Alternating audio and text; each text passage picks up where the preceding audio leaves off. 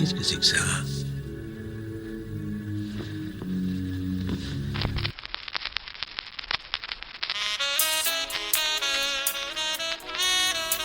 Non, non, non, non, non, non, non.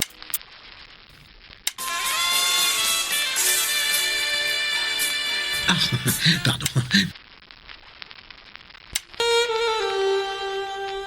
Ah, voilà.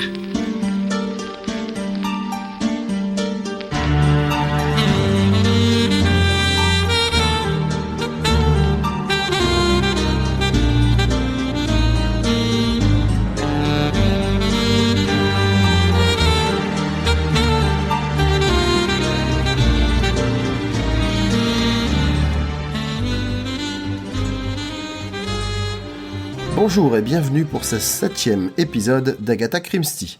Si vous nous rejoignez pour la première fois, quelques mots de présentation. Une fois par mois, nous nous réunissons, Greg et Delphine, avec un ou deux invités pour parler de l'œuvre de la reine du crime, Agatha Christie.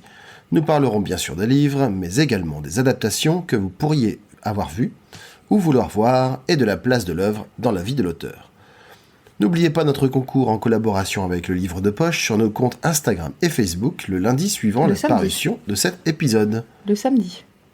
Je dis quoi ? Lundi. Ah bah oui, c'est marqué samedi. Eh bah moi j'ai lu,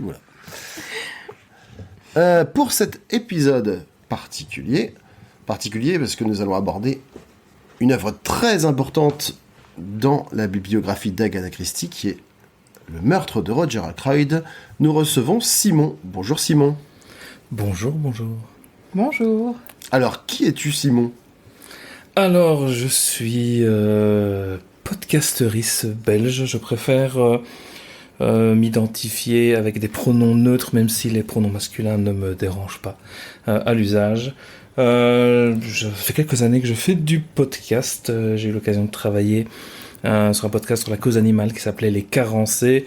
J'ai fait partie de l'équipe de l'école des facs qui est également sur le label Podcut. Je fais partie du casting de la Réponse D qui est également sur Podcut. Et j'ai sorti un podcast documentaire sur la vasectomie qui est également sur Podcut qui s'appelle Toute reproduction interdite. Et j'ai aussi mon petit podcast à moi, une espèce de mensuel, bimensuel sur les constructions sociales qui s'appelle Déconstruction. Eh bien, ça m'a l'air riche. assez chargé comme ça. T'arrives à avoir du temps pour faire autre chose ? Oui, je fais de la musique, de la photographie, j'élève un enfant, et j'ai un vrai travail pour remplir le frigo, donc oui. Et des fois, quand il lui reste du temps, il dort, mais c'est vraiment très accessoire. C'est très accessoire. Et sinon, question qu'on pose à tous nos invités, pourquoi as-tu accepté de participer à cet épisode et quelle est ton histoire avec Agatha Christie ? Participer, c'était intéressant je vous ai proposé ici en parlant d'un compatriote, Hercule Poirot, ça pourrait toujours être intéressant d'aborder ça avec le regard justement de quelqu'un qui vit en Belgique et voir un petit peu comment ce personnage est présenté, c'est toujours assez amusant. Donc ça, c'était un truc qui m'intéressait beaucoup. Et Agatha Christie, c'est des livres, ma mère en avait énormément. Et j'en ai lu beaucoup, je pense, entre 15 et 18 ans. Je pense que j'ai dû en lire au moins une trentaine, quelque chose dans ce genre-là. Elle en avait vraiment pas mal. Et je n'en ai plus jamais relu depuis. Et ça m'a vraiment boosté. J'en avais repris tout un paquet sur mon Kindle et j'étais vraiment emballé à l'idée d'avoir une bonne raison de me replonger là-dedans, parce que je suis plutôt une personne d'opportunité, et donc quand j'ai une bonne raison de pouvoir replonger dans quelque chose, j'y fonce directement, et c'était vraiment une bonne opportunité pour m'y replonger, et je n'ai pas regretté du coup. Et est-ce que dans tous ces livres que tu avais lus dans ta jeunesse, le livre dont on va parler ce soir en faisait partie ? Eh bien, je n'en suis pas sûr, parce que j'ai eu des déjà-vus un petit peu, des impressions que des choses me revenaient à l'esprit sans être vraiment totalement précis non plus. Donc c'était assez particulier. Je pense que ce sera intéressant d'en débattre un petit peu plus tard. Ok, super. Donc oui, comme tu l'as dit, aujourd'hui nous parlons du meurtre de Roger Ackroyd. Donc c'est un pour faire le pitch rapide du livre, donc, le docteur Shepard est un médecin de campagne anglais qui a décidé de nous raconter une aventure extraordinaire survenue dans son village de King's-Abbot. Son ami notable du coin, Roger Ackroyd, a été assassiné. Et pour couronner le tout, c'est le voisin du docteur, un certain Monsieur Poirot, qui va mener l'enquête. Le titre original, c'est The Murder of Roger Ackroyd. Rien de surprenant niveau traduction. Il a été écrit et publié en 1926 au Royaume-Uni par les éditions Collins, le premier roman d'une longue collaboration entre l'autrice et l'éditeur. Collins, c'est la maison d'édition qui deviendra ensuite HarperCollins, qui fait notamment les méga gros dictionnaires franco-anglais, mais qui est encore une énorme maison d'édition anglaise. Et Agatha Christie restera toute sa vie en contrat avec Collins. Le meurtre de Roger Ackroyd est publié en France en 1927 par la librairie des Champs-Élysées, parce que ça a été un gros succès en Angleterre. Donc c'est le premier roman de Christie qui a été traduit en français, publié en France, et ça lancera la célèbre collection du Masque chez les éditions de la librairie des Champs-Élysées. Donc pour une fois, on n'a pas plusieurs années de retard entre la parution originale et la parution française. Non, voilà, exactement. Ouais, c'est assez proche en fait. Hein. Voilà, ils ont voulu surfer directement sur le succès du roman, je pense. Donc c'est un livre qui fait 254 pages pour l'édition originale, qui fait 210 pages dans l'intégrale du Masque et 256 pages en poche. Il a été traduit pour les éditions des Champs-Élysées en 1900... Oui, J'allais dire, il fait 7h42 en livre audio chez Audible. Ah, très bien. C'est vrai que c'est pas une info qu'on pense à utiliser régulièrement. Ok, 7h42 7h42. C'est un bon livre pour la route des vacances. Ouais. Et donc je disais, il a été traduit pour les éditions des Champs-Élysées en 1927 par Myriam Doux Desportes et par Françoise Jamoul pour l'intégrale, toujours aux éditions des Champs-Élysées. Par contre, c'est une nouvelle traduction en 1990. Voilà, je pense qu'on a fait le tour un peu des trucs purement factuels qui concernent le livre. On va pouvoir passer au résumé. Donc toi, oui. Simon, tu l'as écouté, c'est ça ? Je l'ai écouté, oui, sur Audible, ouais. Qui est lu par Thibaut de Montalembert. Et j'étais en train de regarder si je pouvais trouver l'information de quelle traduction il s'agit. Mais je n'ai pas l'information là comme ça dans l'application. Donc et alors, je ne sais pas laquelle des deux c'est. Par curiosité, avant de commencer le résumé, le fait d'avoir un livre audio comme ça, comment ils rendent compte de la belgerie, j'ai envie de dire, de Poirot dans le roman? Est-ce qu'il donne des expressions particulières? Comment ça se passe? C'est beaucoup dans l'intonation. L'interprétation est pas mal.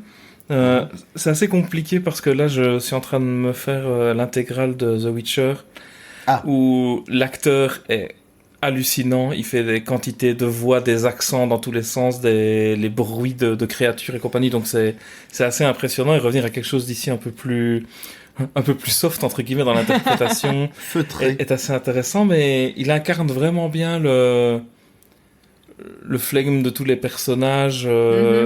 Ça marche vraiment bien. Il y a juste eu 2 moments où il y avait une petite limitation dans le sens où il y a un plan qui est fait du bureau d'Ackroyd, et ça forcément on en parle, on dit et j'avais dessiné un plan et on ne voit pas le plan, et il en reparle à la fin et on ne voit pas le plan forcément, et il n'y a pas une description audio qui est faite, donc on sait juste qu'il y a un plan. D'accord. Mais on n'a pas une réelle représentation de la chose. Donc ça, c'est le seul petit détail dans le livre audio qui ne fonctionne pas bien. Mais niveau rythme, c'était très bien. La narration à la première personne fonctionne très très bien. Toute la façon dont il parle de son entourage, etc. est très très bien rendue. Ah oui, joli plan. Je vois ça, ce n'est pas très podcastique. Mais non, voilà, je montre à l'écran à Simon le plan. Ah oui, donc... assez intéressant de revoir ça comme ça. Bah ouais. Et oui, ça, je trouve que c'est vraiment bien rendu, le flegme est bien rendu, et il prend bien une certaine intonation, un certain rythme et une certaine suffisance quand il prend les intonations de Poirot, donc on sent vraiment bien que c'est lui, la différence est très marquée. Ah, c'est chouette, alors ça me donne envie d'essayer d'en écouter un pour les prochains peut-être. J'ai déjà pensé plusieurs fois. allons-y pour le résumé. Pour le résumé, oui. Alors attention, si vous n'avez pas lu le livre et que vous ne souhaitez pas être divulgaché, faites pause et filez le lire avant de reprendre votre écoute. Parce que là, dans le résumé, on va vraiment tout vous dire. Autrement, vraiment, si vous voulez, vous pouvez passer à la suite directement, puisque nous allons chapitrer l'épisode. Ouais. Et comme d'habitude, Simon, tu n'es pas coutumier de notre podcast, en tout cas en tant qu'invité. Si par rapport à mon résumé, tu as une correction ou une précision à apporter, tu n'hésites pas, tu m'interromps. Delphine ne se gênera pas, donc tu fais comme elle. Oui, On y va ? on y va. Ok. On fait la connaissance du docteur James Shepard, qui vit avec sa sœur Caroline. Ils discutent du décès d'une patiente survenue dans la nuit, une certaine Miss Ferrars, veuve depuis quelques années et qui avait, pendant un temps, été soupçonnée d'avoir empoisonné son mari. On en apprend ensuite un peu plus sur leur lieu de résidence, Kings Abbot, village calme où parler de ses voisins semble être un sport disposant de plusieurs athlètes locaux. Ah, c'est clair. On insiste plusieurs fois sur le fait que, voilà... Puis on assiste à des scènes aussi de ragotage. Voilà, la intense. campagne anglaise est vraiment un terrain fertile pour limite des clubs de cancanage avec même un réseau d'informateurs C'est clair. ou de D'échange de bons procédés. voilà, de répandeurs de rumeurs locaux. Twitter avant l'heure. Exactement. On apprend également que Miss Ferrars possède l'une des maisons de retraite de la ville, l'autre étant détenue par Roger Ackroyd. Maison de quoi ? Retraite, moi c'est ce que j'avais noté. C'est pas une maison de retraite, c'est une maison de campagne. Ben, moi j'avais lu retraite, c'est pas grave. On va dire une riche maison de la ville. Voilà, oui. Tant pis, j'ai l'habitude de mélanger des termes, c'est pas grave. Un riche industriel, l'autre étant détenu par Roger Ackroyd, un riche industriel qui a tout du gentilhomme de province. Ackroyd est lui-même veuf et a élevé Ralph, le fils de sa première femme, non sans difficulté. La veuve de son frère est récemment venue s'installer chez eux, contrant l'influence de Miss Russell, la gouvernante d'Ackroyd, qui semble mener la maisonnée d'une poignée de fer. Cette Miss Russell vient d'ailleurs au cabinet du docteur Shepard sous un faux prétexte, afin de lui soutirer des informations sur les poisons et les drogues. Roger Ackroyd convie également le docteur à passer le voir chez lui. Il semble encore plus inquiet que les liens qu'on lui prêtait avec Miss Ferrars ne le laissaient supposer. On apprend également que les Shepard ont un nouveau voisin, un certain Poirot, qui nous est vaguement familier. James fait sa connaissance autour d'une courge, et bien qu'il n'apprenne pas grand-chose sur lui, apprend que Flora Ackroyd, la nièce de Roger, et Ralph sont secrètement fiancés. Caroline pense savoir que Roger est contre cette union, mais le curieux homme à l'accent français, en tout cas c'est ce qu'il pense, un accent à peu près Continental. francophone on va dire, affirme qu'il est au contraire ravi. Caroline relate à James qu'elle a suivi Ralph dans les bois et qu'elle l'a entendu parler de soucis Mais d'héritage à une... C'était pas fait exprès. Elle l'a pas suivi, elle a surpris la conversation, non ? Je dis... Si, c'est fait pour toi. Elle Elle a fait un passait petit par détour en là. voyant qu'il y avait des Ouais. choses à entendre. Voilà, c'est ça. Parce qu'à un moment, il précise bien qu'elle dit « Ah, mais tu sais que j'aime bien me promener dans les bois » et puis son frère qui dit « Ouais, T'aimes non, pas tu te promener t'aimes dans les bois. pas te promener dans les bois du tout. » Donc elle a suivi Ralph, mais sans le vouloir, et elle a entendu parler de soucis d'héritage avec une mystérieuse jeune femme qui pourrait, ou pas, être la fameuse Flora. James va retrouver Ralph qui lui confie en effet avoir des ennuis, sans préciser lesquels en particulier. J'aime bien qu'à ce passage-là, et plusieurs fois dans le roman d'ailleurs, le docteur Shepard insiste sur l'amour de sa sœur pour les informations et sa capacité à avoir des déductions étonnantes Ouais. et à comprendre tout ce qui se passe. Pour le coup, elle ferait une assez bonne assistante, hein, parce qu'elle a plusieurs... elle a un bon réseau et elle sait s'en servir. Ouais. Shepard se rend ensuite, comme convenu, chez Ackroyd et croise ses invités et domestiques. Il y a Flora Ackroyd, sa nièce, qui lui annonce son mariage imminent avec Ralph. Miss Ackroyd, la mère de cette dernière, un petit peu... une femme un peu sèche, un petit peu... qu'on sent pas très funky, quoi. Ouais. Ensuite, il y a Parker, le maître d'hôtel. Et d'ailleurs, il mentionne qu'à son... non, pardon. C'est James. James, à son arrivée, mentionne qu'il a entendu un bruit bizarre qui lui faisait penser à un coffret qu'on reclaquait. Mhm. Il y a également Mr. Blunt, un chasseur émérite de réputation internationale. Et il y a bien sûr Mr. Roger Ackroyd lui-même qui semble passablement agité. Et le secrétaire, il n'est pas encore là à ce moment-là? On en parle un peu après, mais D'accord. j'ai plus son nom. Je sais plus son nom, oui. On en reparlera après. Mais si, il y a bien entendu le secrétaire qui est là. Après un repas peu animé, voire morne, Roger s'entretient à privé avec James et lui livre ce qu'il a sur le cœur. Il avait projeté d'épouser Miss Ferrars, mais celle-ci lui avait révélé avoir empoisonné son mari, un homme odieux et brutal. Elle avait également mentionné l'existence d'un maître chanteur qui savait la vérité. Seulement, la réaction horrifiée de Roger lui avait fait comprendre qu'elle était dans une impasse, ce qui l'avait, entre autres choses, poussé au suicide. Ackroyd reçoit pourtant le soir même un message de cette dernière, message qui pourrait contenir l'identité du maître chanteur.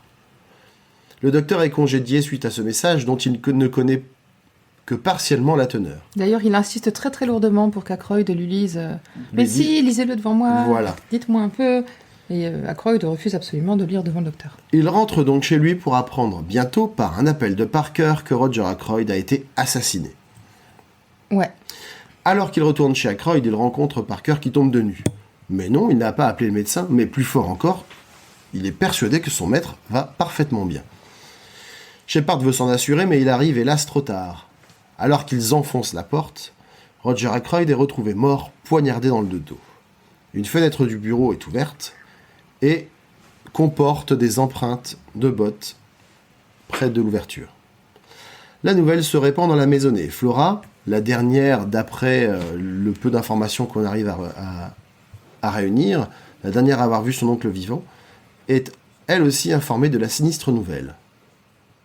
Là, à cet endroit-là du roman, je montre à Delphine, je le dis pas tout de suite, Tu vas voir?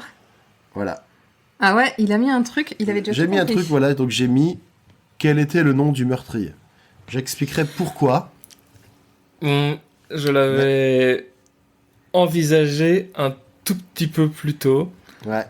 au moment d'une fermeture de fenêtre. Uh-huh. Et c'est à ce moment-là que je me suis dit, mais est-ce que c'est celui-là que j'avais déjà lu ou pas? Alors moi, je suis sûre de l'avoir déjà lu, mais ça m'est venu beaucoup plus tard, le déclic de « Ah mais oui, c'est vrai !»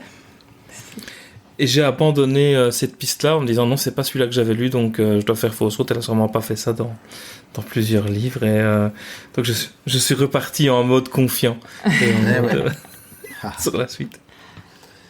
Le défunt, semble-t-il, était poignardé avec un couteau offert par Blunt, une superbe lame, unique en son genre. La lettre de Miss Ferrars a quant à elle disparu. Parker est le suspect numéro 1 de la police, qui vient d'arriver sur les lieux. Mhm. Flora vient le lendemain chez Shepard afin de solliciter son aide. Elle veut demander à son voisin, qui n'est autre que le célèbre Hercule Poirot, et donc... Oh non, c'est vrai? Voilà, et pas Poirot comme il l'avait cru, d'enquêter en parallèle de la police.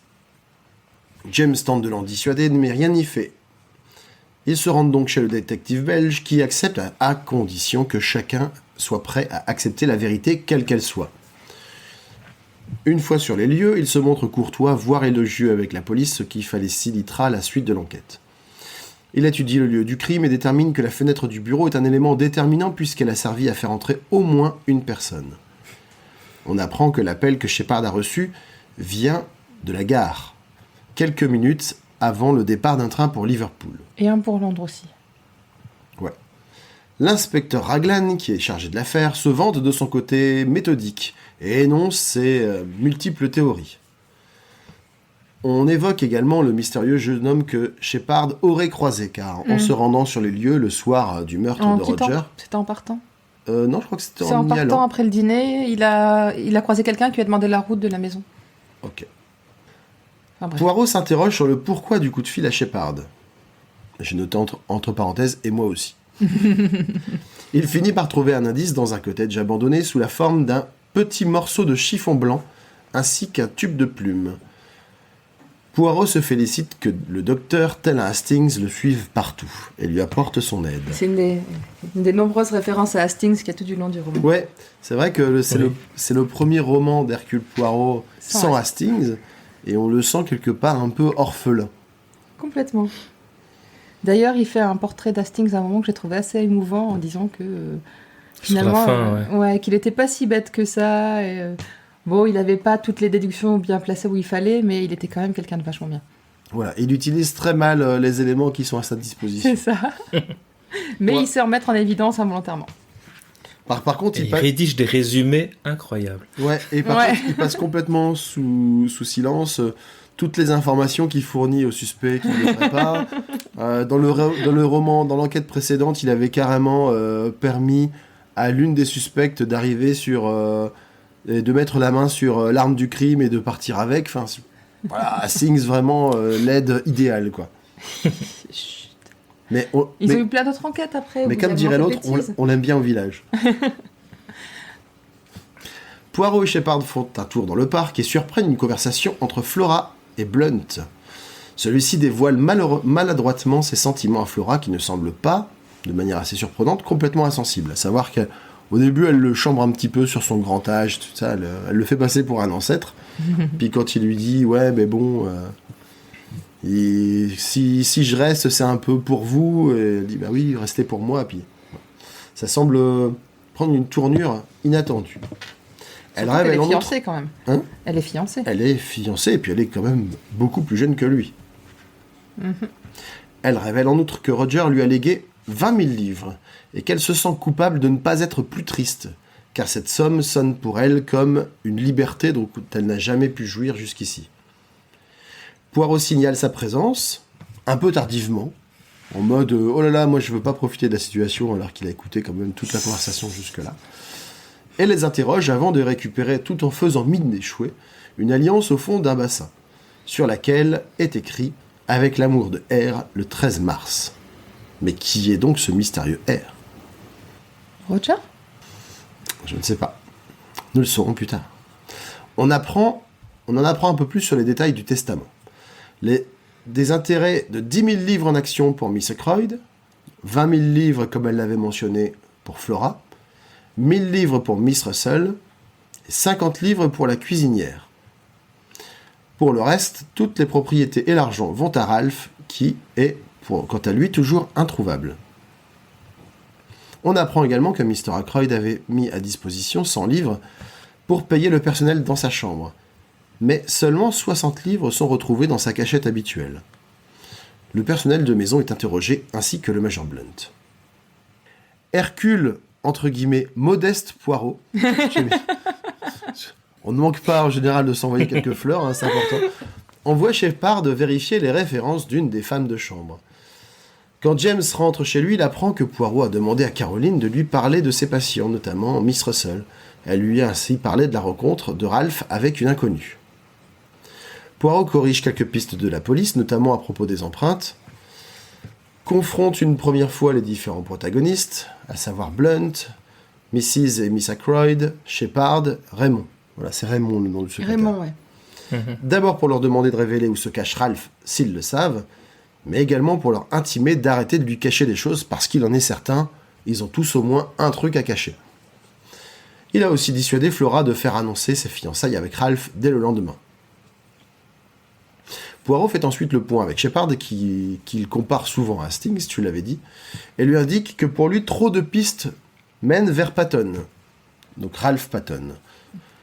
Il le croit donc innocent. C'est vrai que nous aussi, on a un peu tendance à se dire que dans un roman policier, quand toutes les pistes mènent vers quelqu'un, C'est trop évident. voilà, il y a quand même des chances que ce ne soit pas lui.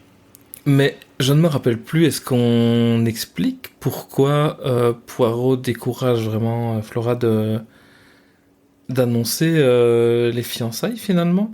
Parce que je n'arrive plus à me replacer dans sa tête où il est à ce moment-là, s'il sait déjà pourquoi elle ne devrait pas le faire. Pour moi, il a compris. Il n'a pas encore de preuves, mais il a compris pourquoi. Déjà à Donc, ce moment-là, il a compris hein, qu'il y a pour quelque moi, chose ouais. de... Ouais. Ok. Ouais. Il y avait un passage où j'ai noté plusieurs passages durant ma lecture. Alors c'est pas forcément là, mais là c'est plutôt pendant qu'il parle avec Flora et avec Shepard.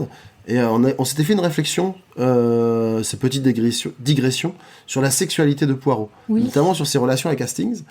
Et là, il y a un truc qui remet un petit peu en question notre théorie, parce qu'on avait quand même sous-entendu que Hastings et Poirot étaient quand même très proches bien plus qu'une simple amitié, simple camaraderie. Toi avec Marie, mais pas moi. Et donc il dit « L'Angleterre est vraiment très belle », dit Poirot en contemplant le paysage d'un rêveur. Puis il sourit, ajoute en baissant la voix. « Les jeunes Anglaises aussi, d'ailleurs, mais chut, taisons-nous mon ami, et regardons plutôt ce charmant tableau. » Donc, même s'il n'en fait pas étalage, en tout cas, on se dit que Poirot est quand même au moins un peu intéressé par la gente féminine. Tout au long de ses enquêtes, Poirot sera sensible au charme des jolies jeunes filles. Pas autant qu'Hastings. Bah, Hastings est marié. Ah, mais avant qu'il soit marié, moi je ne le connais pas encore marié. Je sais juste qu'avant d'être marié, dès qu'il voit une mais fille, il va se faire chambrer aussi dans tous les ouais, romans là. pour sa capacité à trouver innocentes toutes les jeunes filles un peu jolies. Mais est-ce que Poirot ne joue pas justement très souvent du fait de simuler se laisser charmer par des jeunes filles pour qu'elles baissent leur garde un petit peu? Alors, il en joue, je pense, mais il a aussi J'ai des un côté souvenirs, quand même. très fleur bleue, très sensible à la beauté de À manière la détresse, générale, hein. très sensible à la détresse et avoir envie d'aider plus particulièrement la jeunesse, la belle jeunesse. Vraiment plus ce côté-là, quoi. Pour moi, c'est plus le côté ils sont jeunes, il faut les aider parce qu'ils ont encore toute leur vie devant eux et il faut pas qu'ils la gâchent. Mhm. C'est vraiment plus ça que... Moi j'ai l'impression que Poirot, il assume tout ce qu'il est, parce que même dans ce roman-là, il parle un petit peu, parfois, du ridicule avec lequel il est dépeint, notamment par complètement. Hastings. Ah bah oui, Et il du en coup, est il bien. se rend compte que des fois, il a des réactions un peu inappropriées ou décalées ou des choses comme ça. Et ça ne change pas ce qu'il est. Mais par contre, effectivement, je soupçonne qu'il en joue régulièrement Oui. quand ça peut lui permettre d'arriver à ses fins dans les enquêtes. Oui, quoi. parfois il accentue même encore les traits pour... Limite qu'on le croit un peu ridicule, un peu gâteux, un peu bébête, et du coup on lui fait plus facilement confiance et on a tendance à lui dévoiler plus de choses. Il y a quand même souvent cette impression que Columbo a été fort inspiré par Poirot, dans le sens où il ne paye pas de mine comme ça et qu'il est toujours très proche du coupable. Dans Columbo, un petit peu comme souvent Hercule Poirot se retrouve assez proche des vrais coupables et les fait participer Oui, ils ont ça en commun directement ou d'être, indirectement à son enquête. Hein, donc, ils ont une je capacité pense tous les qu'il en deux joue beaucoup. à mettre en confiance les personnes autour d'eux, en fait. Je pense que c'est ça. Ah, mais Et à faire baisser leur garde. ils sont constamment sous-estimés. Fausse bonhomie. Voilà, C'est les ça, ouais. flics, à chaque fois qu'un flic bosse avec Poirot, il se dit, bon, bah, Il est un peu ridicule celui-là. voilà, il a peut-être été un bon détective dans le temps, mais maintenant, il gâtouille, ça se voit, quoi. Ouais. Bah, le côté un peu ridicule pour un vieux de prendre soin de son apparence, de Poirot, on l'apprendra après, se teint les cheveux, se teint la moustache, par exemple. Et ça, à l'époque, avec la qualité des teintures, ça se voyait très bien. Donc ça se sait, on voit ce vieux monsieur qui fait tout pour rester impeccable, tiré à quatre épingles et aussi fringant que dans sa jeunesse. Tout ça, ça le tourne un peu en ridicule et ça baisse la garde des gens autour. Quand on se moque de quelqu'un, on s'en méfie beaucoup moins. Ouais. Et je pense que c'est ça aussi avec Columbo, en fait. Le gars, il paie pas de mine avec son vieil impère, Oui. son allure toute tordue et son air décati. Ça donne Ces pas, questions qui ont toujours l'air idiotes. C'est exactement ça, c'est le même principe, ouais. Et puis, de la même manière que Poirot, Columbo, il a un peu la tendance aussi, après, dès qu'il voit une petite faille dans un raisonnement ou dans une attitude, Il met le doigt dedans et il voilà, pousse. mettre le doigt, dire, ah, il mais insiste. ça vous Ça embête fait mal, un là, peu, hein. Je sens que ça vous embête quand je parle de ça, c'est quand même Ça fait bizarre. mal, hein. Et on ressent vraiment encore énormément ça ici, tous ces moments où Poirot revient insister sur un détail pour lequel il nous manque les informations et il le ramène tout le Voilà, temps. c'est Et, ça.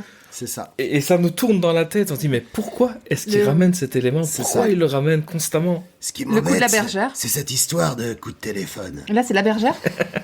Le coup de téléphone. La bergère déplacée dans le bureau, t'en as pas parlé, mais Poirot, en discutant avec le Alors, secrétaire, je crois. Précisons pour nos auditeurs que la bergère, c'est un meuble. C'est une chaise. C'est voilà. un fauteuil très C'est un confortable. Donc il n'y a Ah, pas une oreille jeune assez femme haute, qui hein. garde les moutons dans le bureau et qui a été déplacée pendant le... Donc le fauteuil a été déplacé et c'est le majordome qui machinalement l'a remis en place et le signale à Poirot quand il fait une reconstitution de la scène. Et, Et cette insistance sur les bottines aussi, les sur les bottines, chaussures. voilà. On n'en est pas encore là dans le résumé, je pense. Mais...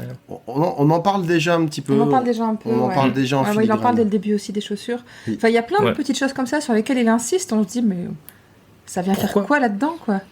C'est ça. Alors que les autres, effectivement, on vante toujours les méthodes de la police sur les empreintes. Il dit, ouais, tes empreintes, c'est bien. Donne-moi la couleur des bottines, s'il te plaît. C'est Maintenant, ça. on va parler des trucs sérieux. Et il se moque vraiment de nous dans le sens où il dit, mais oui, justement, ça n'a aucun intérêt. Donc pourquoi est-ce que quelqu'un a trouvé ça aussi important alors que ça n'a aucun intérêt? Mais exactement. Il y a vraiment tout ce jeu où il reste dans notre tête avec ça. Ça fonctionne ça. très bien. Elle est forte, Agatha Christie. Ouais. Allez, on reprend le résumé. On reprend, oui.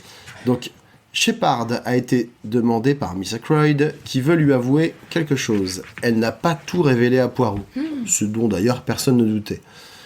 Après bien des atermoiements, elle explique qu'en voulant chercher le testament de Roger, en fait elle voulait savoir si elle pouvait se permettre de souscrire un emprunt, elle avait été surprise par Bourne. Donc Bourne c'est... Le secrétaire. Voilà, c'est Raymond. Non, pardon, je te dis une bêtise. Bourne, c'est pas... Non, Bourne, c'est la femme de chambre. La femme de chambre, oui, pardon. Bourne qu'elle n'aime pas trop, car, selon elle, trop distinguée pour une servante. Et puis d'ailleurs, Bourne, elle avait démissionné. Elle avait démissionné. Et d'ailleurs, j'avais noté, tu vois, après la servante, j'avais mis entre parenthèses aussi, fille de sa précédente référence, pour interrogation. C'était pas la vérité, mais j'étais pas loin. J'avais senti qu'effectivement, elle non plus, elle avait un... Elle avait des choses à cacher. Voilà, elle n'était pas exactement ce qu'elle prétendait être, ce qui est vraiment un lieu commun dans les romans de Christie. D'ailleurs, quand tu dis, Simon, que tu as un air de déjà-vu, en fait, Christie, elle a vraiment des mécaniques qu'elle met souvent en place. Les gens avec une double identité, les mobiles qui s'entrecroisent, les coïncidences qui font que l'affaire est plus complexe qu'il n'y paraît, parce qu'il y a deux choses qui sont liées. C'est vraiment des choses qu'on retrouve assez fréquemment. Ben oui. Et j'étais content d'ailleurs, je sais pas si vous avez joué au jeu qui est sorti dernièrement, le jeu vidéo First Cases de Non. Hercule Poirot, comme ça, qui était assez bien foutu parce que c'est une grosse enquête. Et c'est très bien construit comme ça, où les histoires, les passés reviennent, les domestiques qui ont des rôles plus importants qu'il n'y paraît, etc. Donc ça me rappelait vraiment bien tous mes souvenirs. Et j'ai vraiment revécu ça en lisant le livre ici. Donc je trouve qu'ils ont fait un bon travail sur ce jeu-là pour ça. De bien respecter à quel point elle met toujours ça en place. Toujours les domestiques ont toujours un rôle plus important qu'il n'y paraît, et des vraies vies en fait. Ils sont pas juste là pour porter des plateaux. Ils ont toujours une vraie vie derrière, complexe et généralement même encore plus riche que les aristocrates nobles, qui s'ennuient chez eux. C'est ça. Ouais. C'est clair. On apprend également que c'est Mrs. Ackroyd qui avait oublié de refermer le cabinet de Roger en voulant examiner de l'argenterie. Donc le cabinet, c'est pas les toilettes, hein, c'est un petit meuble qui sert à exposer des choses. Tout à fait. C'est juste à côté de la bergère. Non, c'était pas dans la même pièce. Chut. Bourne est interrogée à son tour. Elle semble vraiment très désireuse de voir revenir Roger Patton. Là aussi, j'ai mis entre parenthèses Phibistère, point Il va d'interrogation. revenir qui? Roger? J'ai mis Roger, Ralph Patton, pas autant pour moi. Fille mystère? Fille mystère. Peut-être. De retour chez lui, James retrouve Caroline que Poirot a chargé d'enquêter sur la paire de chaussures ou bottines, on sait pas trop, de Ralph. Tu vois, on y arrive. Quelle couleur? Notamment la couleur. Shepard semble se fustiger pour une erreur à ce sujet. Quoi? Il s'avère que les bottines étaient marrons. Raymond vient chez Poirot avouer lui aussi une cachotterie, des dettes de jeu. Il semble heureux d'avouer et d'être ainsi écarté de la liste des suspects. Ils se rendent ensuite chez Ackroyd pour faire une reconstitution de l'alibi de Parker, toujours là soupçonné la bergère. d'être maître chanteur. Poirot semble vouloir s'attacher à savoir si le maître d'hôtel portait 2 verres sur son plateau le soir du meurtre. Là aussi, les petits détails... Bon, tous ne servent pas. On assiste ensuite à une sympathique partie de mahjong cancanage.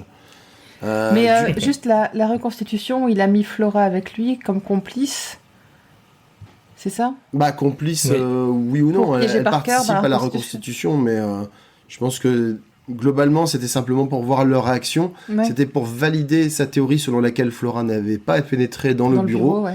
et voir aussi si Parker, de son côté, ne trahirait pas des éléments malgré lui. Que personne ne l'a vu en sortir, en tout cas. Tout On à l'a fait. vu devant la porte. Voilà, c'est C'est ça. très important. Ce qui est très différent. Tout à fait. Donc, la fameuse partie de Mahjong. Donc, Trop dans forte. Club D'ailleurs, du- on va expliquer les règles du Mahjong, j'ai pas tout compris. Ouais, mais par contre, j'ai trouvé ça très, Mais c'est très, bien. très, très intéressant dans la manière dont c'est écrit. Ça retranscrit parfaitement Le rythme du jeu. le fait voilà, d'avoir des gens qui sont occupés à un jeu, mais qui n'est finalement qu'un passe-temps, alors que l'intérêt principal de la conversation, C'est le cancanage, oui. c'est le cancanage, c'est l'enquête. J'ai trouvé ça très sympa et assez différent de ce qu'elle fait d'habitude. Et à l'audio, ça marche très très bien. Toutes les erreurs d'annonce ou de demande, je ne sais plus qu'une des personnes Ouais. fait constamment en se trompant. À l'audio, ça marche vraiment bien parce que ça vient perturber le flow Ouais. beaucoup plus qu'à l'écrit, à mon avis. Donc c'était vraiment intéressant. Bah, moi, à l'écrit, ça m'a... Comme j'essayais de comprendre les règles en même temps, bah, à chaque fois qu'elle se trompait, je revenais dessus et du coup, je perdais le fil de ce qui avait été dit juste avant. Donc ça marchait quand même pas mal comme perturbation du ragotage. En tout cas, durant ces échanges, pendant lesquels Poirot n'est pas là, hein, là c'est vraiment, Ouais, c'est vraiment Shepard qui raconte ce qu'il a Shepard, vécu cette Caroline soirée-là. et leurs amis, Ouais. leurs amis du village. On suspecte Ralph d'être en réalité à Cranchester, la grande ville du coin, et Flora de ne pas être amoureuse de lui. James, quant à lui, se laisse aller à des confidences et parle de la bague qui a été retrouvée, ce qui ne manque pas de déclencher un flot d'hypothèses. Poirot, le lendemain, Poirot poisse Parker sur le grill. Il annonce qu'il sait que ce dernier a réalisé un chantage sur son ancien maître et demande si, par hasard, il aurait récidivé. Parker indique qu'il était surpris qu'Ackroyd subisse un chantage, mais n'a pas pu en tirer profit. Il semble vraiment dépité d'ailleurs. Ouais. Pour le, Oui. pour le coup, il a du bol parce que ça l'innocente, puisqu'il ignore que c'était en réalité Miss Ferrars Voilà. qui en était l'objet. Et pour revenir, je sais pas si tu vas en parler là, peut-être l'histoire de la bague, où Shepard dit... après, je m'en suis voulu d'avoir été aussi bavard, parce que ça se trouve, Poirot voulait pas que j'en parle. Tout à fait. Et, Oui. et quand il l'annonce à Poirot lui dit bah non, c'est bon, vous avez bien fait. Et alors, qu'est-ce qu'ils ont dit, les gens et tout, il fait ça. Oui, et puis en plus, Finalement, on sent que c'était fait exprès. en même temps, il a l'habitude avec Hastings. Hein. Je veux dire, s'il C'est avait clair. une bague avec un truc écrit, bon bah, je veux dire, même la reine d'Angleterre, elle est au courant après. Quoi, donc, Bref, plus tard, chez les Shepard, Poirot énonce sa théorie, très proche d'ailleurs que j'ai trouvé de celle ce qu'on appellerait aujourd'hui un serial killer, c'est-à-dire la théorie de la banalité du mal et la faiblesse d'un caractère qui se révèle, c'est-à-dire quelqu'un qui n'avait pas pensé dans sa vie être un criminel, ni être un esprit qui ferait le mal, et qui en a eu l'opportunité, et qui a laissé l'un de ses penchants s'exprimer. Ouais. Et Il en d'ailleurs- parle souvent, ça. Ouais, et d'ailleurs, quand on parle de faiblesse, Caroline balance sur son frère en disant bah voilà, toi par exemple, t'es faible. Ouais. Et j'ai trouvé d'ailleurs qu'elle était vachement dure avec son frère, Mais quoi, oui, parce oui. que plusieurs fois elle lui dit bah là, tu sais rien faire sans moi, t'as vraiment aucun caractère. Enfin, on sent vraiment les relations frères-sœurs. Puis en plus, ils sont tous Ah, les... c'est tendu. Hein. Ouais, puis ils sont tous les deux assez âgés, quoi. Je pense qu'ils ont Ils tous ont les, une cinquantaine tous d'années, les je deux pense. au moins une cinquantaine d'années. Dans l'adaptation, c'est même un peu plus, je Ouais. pense. Et donc, voilà, ils ont vécu toute leur vie ensemble, et donc ils sont un peu comme un vieux couple, quoi. Mais sans vraiment le côté amoureux. Donc là, ça balance, y compris... Ils se sont pas choisis un jour, quoi. Voilà. C'est ça, ouais. Parce qu'on peut être un vieux couple, on s'est choisi un jour malgré tout, puis le temps faisant, on s'éloigne, mais là, ils ont été de force ensemble. Tout à fait. Et on sent que c'est compliqué, quoi. On finit par apprendre également que l'individu que Shepard avait rencontré le soir du meurtre a été identifié. Le dénommé Charles Kent a été arrêté par la police. Poirot et Shepard se rendent sur place et il y a un interrogatoire au cours duquel on apprend que Kent est bien passé le soir du meurtre à Fernley. Fernley, c'est le nom de la résidence de Croyd, mais qu'il en est de suite reparti. Poirot confirme, pour lui sans douter, parce que grâce aux plumes trouvées notamment, au tube de plume qui a été trouvé, parce que lui, il a l'habitude de ça. Enfin, il identifie ça comme un support qui pouvait ou devait contenir de la cocaïne. De l'héroïne, ils disent même. De l'héroïne, l'héroïne. pardon. Héroïne. L'héroïne, et il précise que c'est une pratique qui est beaucoup plus répandue aux États-Unis qu'en Angleterre. Tout à fait. Et Charles Kent. Je ne sais pas du coup si c'est pour du transport ou si c'est pour... Non, c'est pour sniffer, je pense. La sniffer, je pense. Je pense que c'est pour la sniffer, oui. Ouais. Et Poirot précise que Kent revient des États-Unis, justement. Ouais. Ouais. Kent refuse de dire qui il était venu voir, mais Poirot a sa petite idée, apparemment liée à son nom de famille. Mhm. À ce moment-là, on n'en sait pas encore plus. Et il devine d'où il vient, Oui, malgré tout. avec Tout à son nom de fait. famille, oui. Tout à fait. Avec son nom de famille.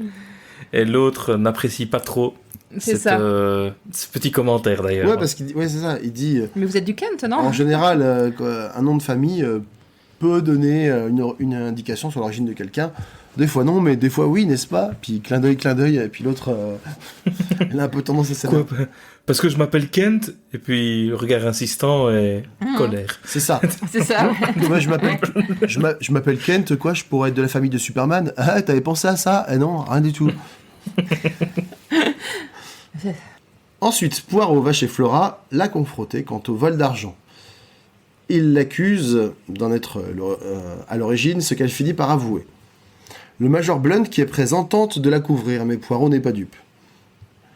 Le preux chevalier, non, c'est moi qui ai pris l'argent. Oui, c'est ça, il y a une explication. D'ailleurs, Poirot l'envoie gentiment bouler en disant « Bon voilà, j'ai vu clair dans votre jeu, on sait très bien que vous essayez de venir au secours d'une femme dont vous êtes secrètement, entre guillemets, amoureux, mais moi je ne suis pas dupe. » Donc Blunt pense d'ailleurs que Flora couvre Ralph par amour, mais Poirot lui explique qu'elle est juste loyale et qu'elle en aime un autre.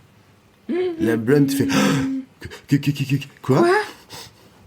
Avec un grand regard vers le Major qui ne comprend rien. Ouais, c'est ça, fait « Ah !» Il est également établi que Flora n'a pas vu son oncle avant de mourir, comme on l'avait dit juste avant, comme elle pensait avoir vu Parker. Donc elle avait simplement Parker n'a fait que la voir, la main sur la poignée. Voilà, quand elle l'a entendu, elle n'a pas voulu qu'il sache qu'elle venait de la chambre de Roger Ackroyd, et donc elle a mis la main sur la porte de la poignée comme si elle Exactement. sortait du bureau. Cela- Et elle a transmis les instructions qu'elle l'avait déjà entendu donner. Tout à fait. Cela change l'heure, du coup, l'heure potentielle du meurtre. Et ça l'avance Une demi-heure, ouais. d'une bonne demi-heure. Et donc ça change tout pour les suspects. Ouais. Miss Russell est convoquée ou appelée chez Shepard par Poirot qui use d'un subterfuge. Il lui fait rapidement avouer ce qu'il soupçonnait en révélant que l'heure du meurtre est erronée depuis le début. Et on apprend également que Charles Kent est son fils. C'est elle qu'il venait voir à Fernley et c'est pour cela qu'elle cherchait des informations sur les dépendances aux drogues. Mhm. Et ça, Poirot... Alors là, pour le coup, moi, cette piste-là, je l'avais... cette histoire de drogue, je l'avais complètement passée. Miss Russell, c'est un personnage que j'ai vraiment complètement mis de côté, et dans mes soupçons, et dans mes considérations. Alors moi, quand Poirot a commencé à insister sur Kent, et qu'à un moment il dit « Mais oui, souvent les enfants qui vont à l'orphelinat ou qui sont confiés dans les familles, on leur donne, qui n'ont pas de père reconnu, on leur donne le nom de l'endroit où ils sont nés. Là, Kent, Kent, ting. Attends, donc ça peut être le fils de qui, du coup? Ah, ben peut-être elle, puisque elle a l'âge qui pourrait correspondre. C'est comme ça que j'ai pensé que ça pouvait être son fils, mais pas... Mais elle n'est jamais vraiment dans la zone de danger, entre guillemets. Non. Elle tourne vraiment tout autour de l'enquête et à aucun moment elle est vraiment au centre de l'attention, à part le fait qu'elle vient tout au début pour consulter. Mais Bah à ouais. part ça, finalement, on l'oublie un petit peu, cet aspect-là. Oui. Et on a plus l'impression qu'elle est là pour poser des questions par rapport à la récente décédée, plutôt qu'autre chose. Enfin, c'est très bizarre comme on ramène ça dans l'enquête à ce moment-là, Ouais. alors que c'est un petit peu sorti. Moi aussi, ça m'était complètement sorti de la tête. Et tu dis, oui, ok, mais pourquoi? Je vois pas trop l'intérêt de tout ça. Je suis assez d'accord. Poirot a fait paraître une fausse nouvelle dans les journaux disant que Ralph Patton a été arrêté à Liverpool alors qu'il s'apprêtait à embarquer pour les États-Unis. Il demande à On est d'accord que c'est un grand classique de Poirot, ça.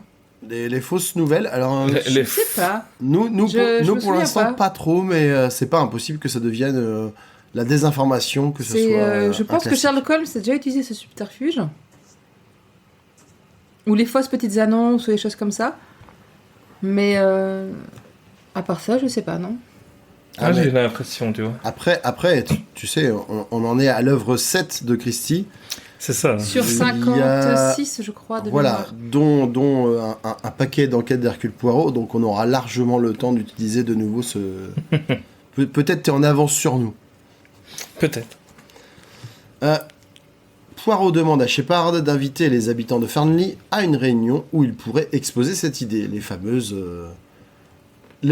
réunions de Poirot où il finit par Ouais. expliquer J'aime bien. le cette pourquoi du réunion. comment. C'est toujours fantastique. Ouais, Ouais. c'est mes moments préférés à chaque fois, où chacun se révèle, en fait. Ouais.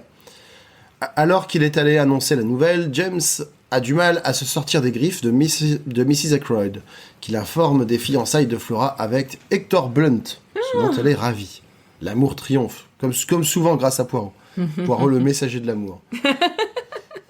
Mais c'est vrai, il y a ce petit côté Cupidon, et qu'il assume. Hein. Parce que je l'imagine avec ses petites ailes et son arc Bien avec sûr. ses flèches, là. Comme il dit toujours, dans ces cas-là, en fait, il y a le détective et il y a l'entité Papa Poirot. C'est ça. Mais Papa Poirot, Quand oui. il dit venez voir Papa Poirot, c'est pas un vieux pervers qui fait la sortie des écoles avec un par-dessus, avec rien en dessous. C'est vraiment quelqu'un qui veut T'es en train de aider. salir Hercule Poirot, là. Oui, souvent, j'aime bien. Et c'est plutôt quelqu'un qui veut aider les gens qui ont des histoires d'amour souvent contrariées et qui veut les aider à aller dans la direction. De retour chez le docteur, Caroline les informe que Ursula Bourne les attend, mais Poirot corrige. Il s'agit d'Ursula Patton. Hé, hé. Coup de tonnerre. Coup de tonnerre. Ursula révèle ce qu'il s'est passé. Ralph et elle s'aimaient, mais Ralph, acculé par les dettes, a accepté j'ai mis épuisé. D'épouser Flora. Et peut-être qu'il a décidé Mais ils étaient d'épouser déjà aussi. mariés. Hein. Ils s'étaient déjà mariés quand il a accepté d'épouser Flora. Oui, tout à fait. Pour plaire à son oncle et éponger ses dettes. Elle s'est fâchée contre lui, d'abord dans les bois, donc c'était bien elle la femme mystère, mais aussi à Fernley où ils se sont vus autour de l'heure du meurtre. Voilà, et ça venait de son tablier à elle, le petit bout de Baptiste amidonné que Poirot a retrouvé, qui ne pouvait pas venir d'un mouchoir parce qu'on n'amidonne pas les mouchoirs. Tout à fait. Imagine un mouchoir amidonné quand tu te mouches. C'est un peu raide. Donc elle révèle qu'elle pense que Ralph est resté caché jusqu'ici car il la croit coupable. Et donc il essaye de la protéger tant bien que mal. Autre chose, elle révèle qu'elle est bien une fille de la noblesse et que la dame qui lui a fourni ses références n'est pas sa mère comme je l'avais d'abord cru, mais sa sœur. Je t'ai pas tombé très loin. Fille de la noblesse désargentée, c'est pour ça qu'elle est obligée de travailler en tant que femme Oui. de ménage. Tout à fait. Enfin, femme de chambre. Donc le soir de révélation, Poirot demande à laisser Caroline de côté, en disant que c'est pour son bien. Il a demandé à Shepard s'il pouvait lire ses notes de l'affaire et le félicite en glissant, toutefois avec malice, qu'il minimise quelque peu son rôle. Et là j'ai noté « Bordel, si c'est pas lui, je me suis fait eu ». Il commence par expliquer que la voix que Raymond et Blunt pensaient avoir entendue dans le bureau à 22h30 était celle d'Ackroyd qui se servait d'un dictaphone. Puis, très théâtral comme souvent, et alors que tous se lamentent de l'absence de Patton, il fait apparaître ce dernier dans la pièce. Juste pour le dictaphone, il n'arrive Ouais. pas comme ça par surprise. Non, On apprend plutôt dans le livre que Ackroyd avait reçu un représentant Oui, d'une entreprise tout à de fait. dictaphone, et donc il suppose qu'en fait il avait testé son achat récent. tout à fait. Mais ça m'était tellement sorti de la tête, Oui. ça. Mais il y a beaucoup Tellement. d'éléments. hein, Et qu'en fait, honnêtement. personne n'a pensé au dictaphone parce que le meurtrier a déplacé la bergère pour masquer le dictaphone quand on entrait dans la pièce. Oui, Et c'est au moment où il dit il a fallu que quelqu'un rentre avec de quoi faire disparaître le dictaphone. Que j'ai fait « Ah, mais que... Mais oui, il n'y a qu'une seule personne qui a pu rentrer avec Donc- quelque chose. d'autant qu'en plus, il y Elle a... s'était filmée. Surtout qu'à l'époque, les dictaphones, c'était pas des trucs miniatures qui rentrent dans la poche. Non, hein. Ouais, et puis on parle aussi d'une personne, le meurtrier. Donc juste avant, on a dit que quand même, c'est un mec vachement bricoleur qui aimait bien faire des gadgets, avec des appareils, etc. Qui était Donc, ouais, Mais ça, il revient sur ce détail-là un peu plus après tard. avoir parlé de quelqu'un qui avait de de quoi transporter. Oui, voilà. Et là, ça reconfirme, et chaque chose reconfirme, dit oui, bon, bah, c'est bien lui, oui, bon, c'est bien lui. Surtout que pour cette personne, on avait vu peu de temps avant dans le livre qu'il avait une passion pour l'horlogerie. Oui, tout à fait. Que Poirot avait pu constater, il avait pu s'en émerveiller. Voilà. Oui. Donc, Et il n'a pas senti le vent tourner, quoi. pas Non, du c'est tout. clair. Ça, par Confiant. contre, il a été... voilà. Il se voyait trop invisible. Trop fort. Ouais. Ralph raconte ce qu'il s'est passé. Il est Oui, donc rentré... Ralph Patton qui survit. Ralph Patton. Il est rentré de Fernley ce soir-là après s'être disputé avec Ursula. Il a rencontré Shepard sur la route du retour, ce dernier ayant appris la nouvelle du meurtre. Et il l'a envoyé dans un hôpital psychiatrique le temps que la vérité se fasse sous une fausse identité. Poirot indique au présent que le meurtrier doit se révéler Et car toute la vérité sera livrée à la police le lendemain. ça a été l'occasion d'une discussion entre nous, cette histoire d'hôpital psychiatrique, parce que Poirot, pour découvrir ça, prétend avoir un neveu malade mental qui aurait besoin d'une bonne maison de repos dans les environs. Et il en parle à Caroline, la sœur du docteur, pour savoir... et c'est comme ça qu'il apprend que le docteur a une maison de repos qu'il aime bien recommander pour ses patients, etc. Et donc Greg est venu me voir en disant « Mais il a un neveu, Poirot ?» Bah non. Et c'est fou aussi à ce moment-là qu'il ne s'inquiète pas plus que ça. De se dire, tiens, on parle d'un asile à l'époque. Ouais. Et il n'y a pas un petit vent de panique qui s'installe, c'est assez étonnant quand même. Pas du tout. Il a confiance, quoi. Ouais, non mais Oui, vraiment. confiance. Ouais, c'est un noob, c'est tout. Le meurtrier, c'est un noob. Pas tant que ça, hein. En tout cas, Poirot reste avec Shepard et lui explique le dénouement tel qu'il le conçoit. Il a compris qu'un fauteuil déplacé dans le bureau d'Ackroyd avait servi à dissimuler un objet. Cet objet pouvait fort bien être le dictaphone, utilisé non pas pour enregistrer, mais pour diffuser la voix d'Ackroyd à une heure ultérieure de sa mort. Le mystérieux coup de fil donnait une raison de découvrir le cadavre tôt et au meurtrier de revenir prendre le dictaphone, sans doute programmé. Et pas oublier que aussi Poirot a reçu un télégramme pendant cette fameuse réunion avec tout le monde qu'il a bien mis de côté. Tout à fait. Oui. Parce que c'était un détail qui revient important après. Ouais, Et j'ai beaucoup aimé aussi tout le moment où il y a l'explication du dictaphone, où tout le monde prend conscience de la façon dont Ackroyd parlait bizarrement, que c'était pas quelque chose de naturel.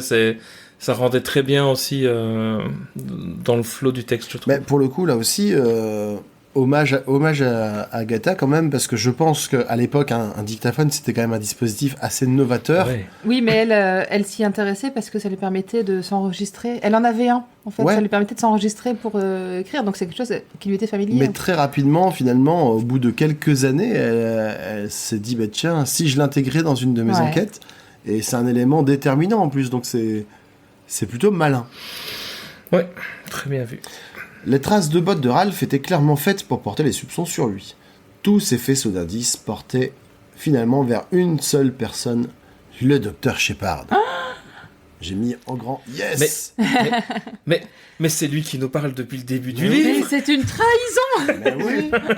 Le narrateur, il peut pas être le tueur, c'est pas possible. Tout à fait.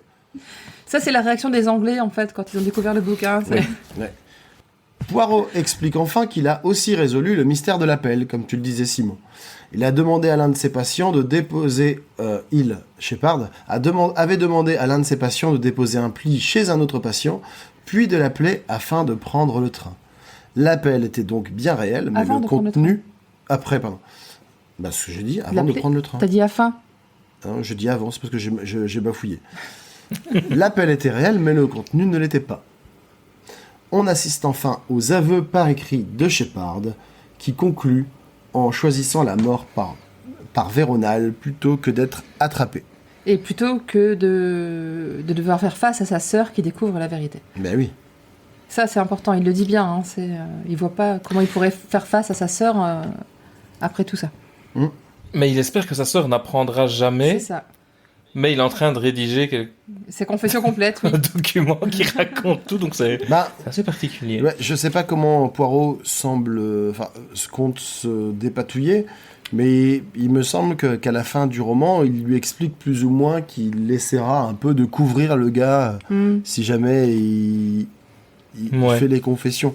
Mais effectivement, pour la sœur qui en plus insistait bien sur la faiblesse de son frère, Elle avait quand même des c'est- soupçons, je pense, la sœur. ses défauts, je sais pas. Oui, il en parle lui-même d'ailleurs, hein, Shepard, qui dit et c'est pour ça qu'elle m'a traité de faible.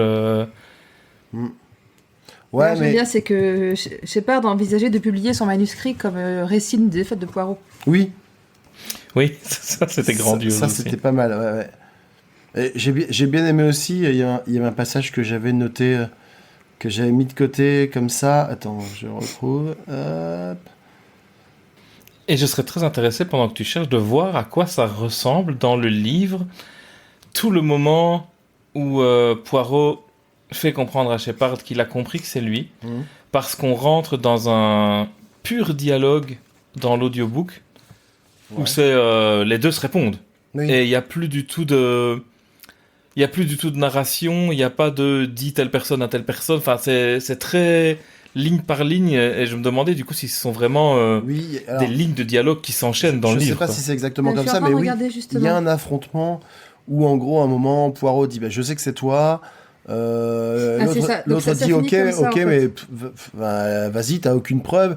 Et l'autre dit si t'inquiète, j'ai les preuves, tout va sortir.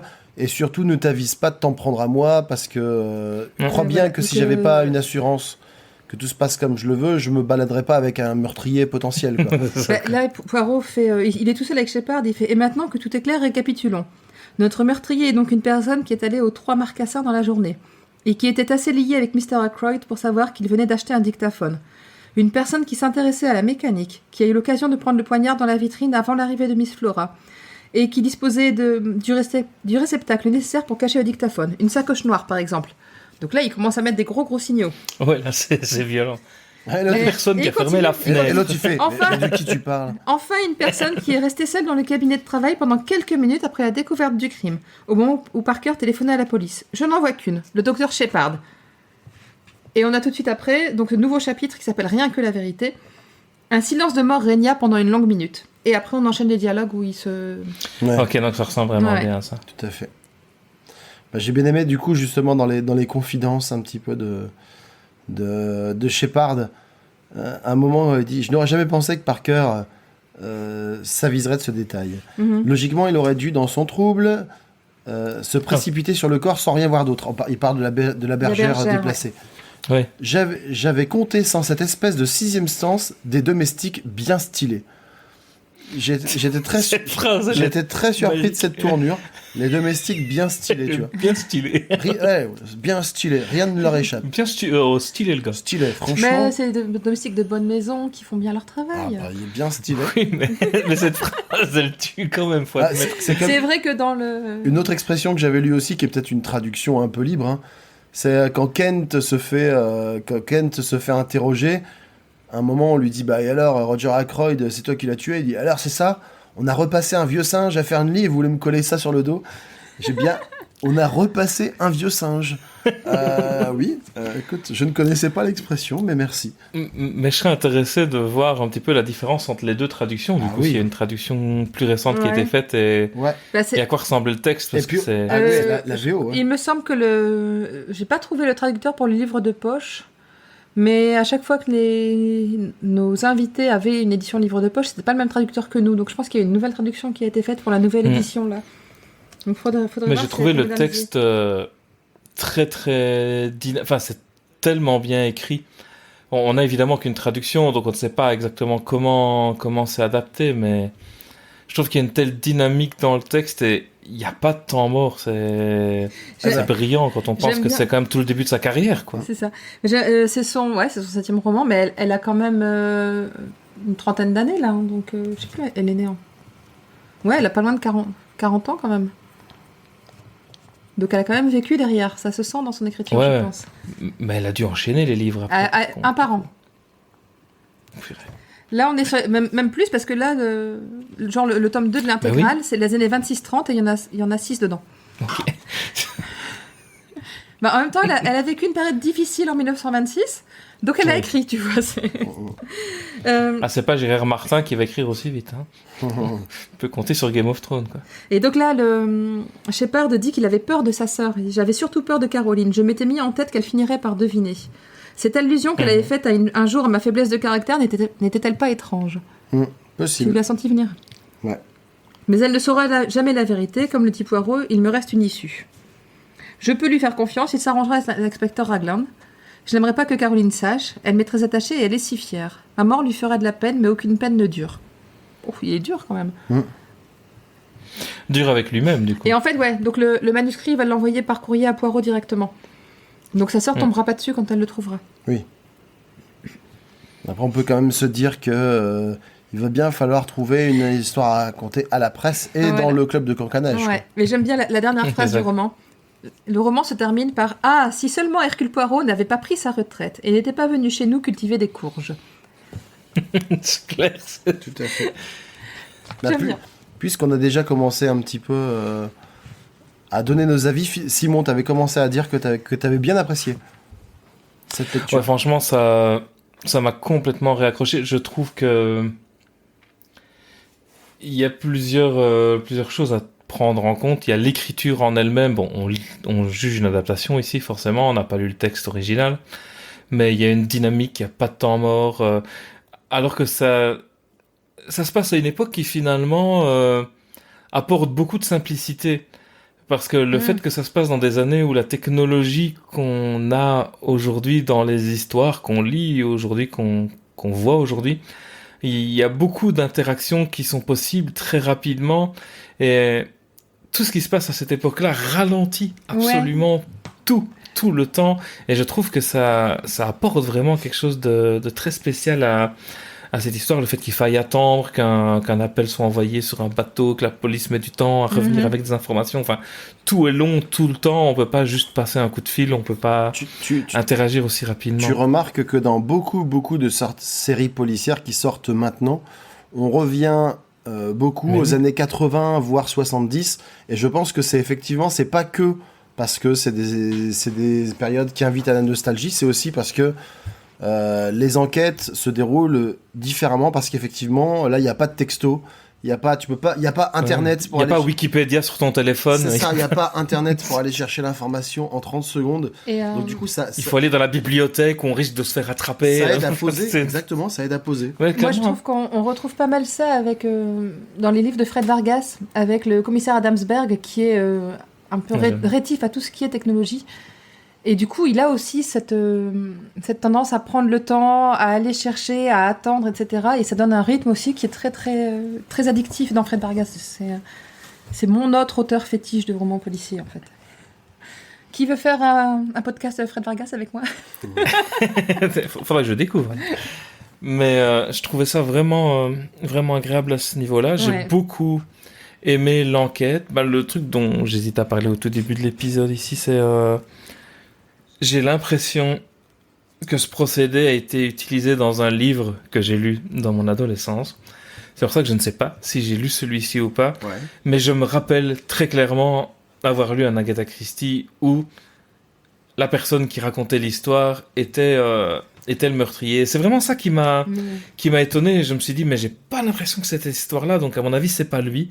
Ne pars pas sur cette piste-là. Ne te gâche pas tout le livre à rester... constamment à lire ça, surtout que il faut admettre qu'ils font un inventaire de tout ce que Shepard a évité de dire, tous les petits messages cachés qu'il a mis partout dans son manuscrit pour ne pas dire des choses ou pour dire certaines choses en les atténuant. C'est magistral aussi. Et écrire cette histoire, ça a dû être tellement compliqué. J'arrive pas à comprendre qu'on se sent trahi en lisant ça. Je trouve que c'est un cadeau, quoi.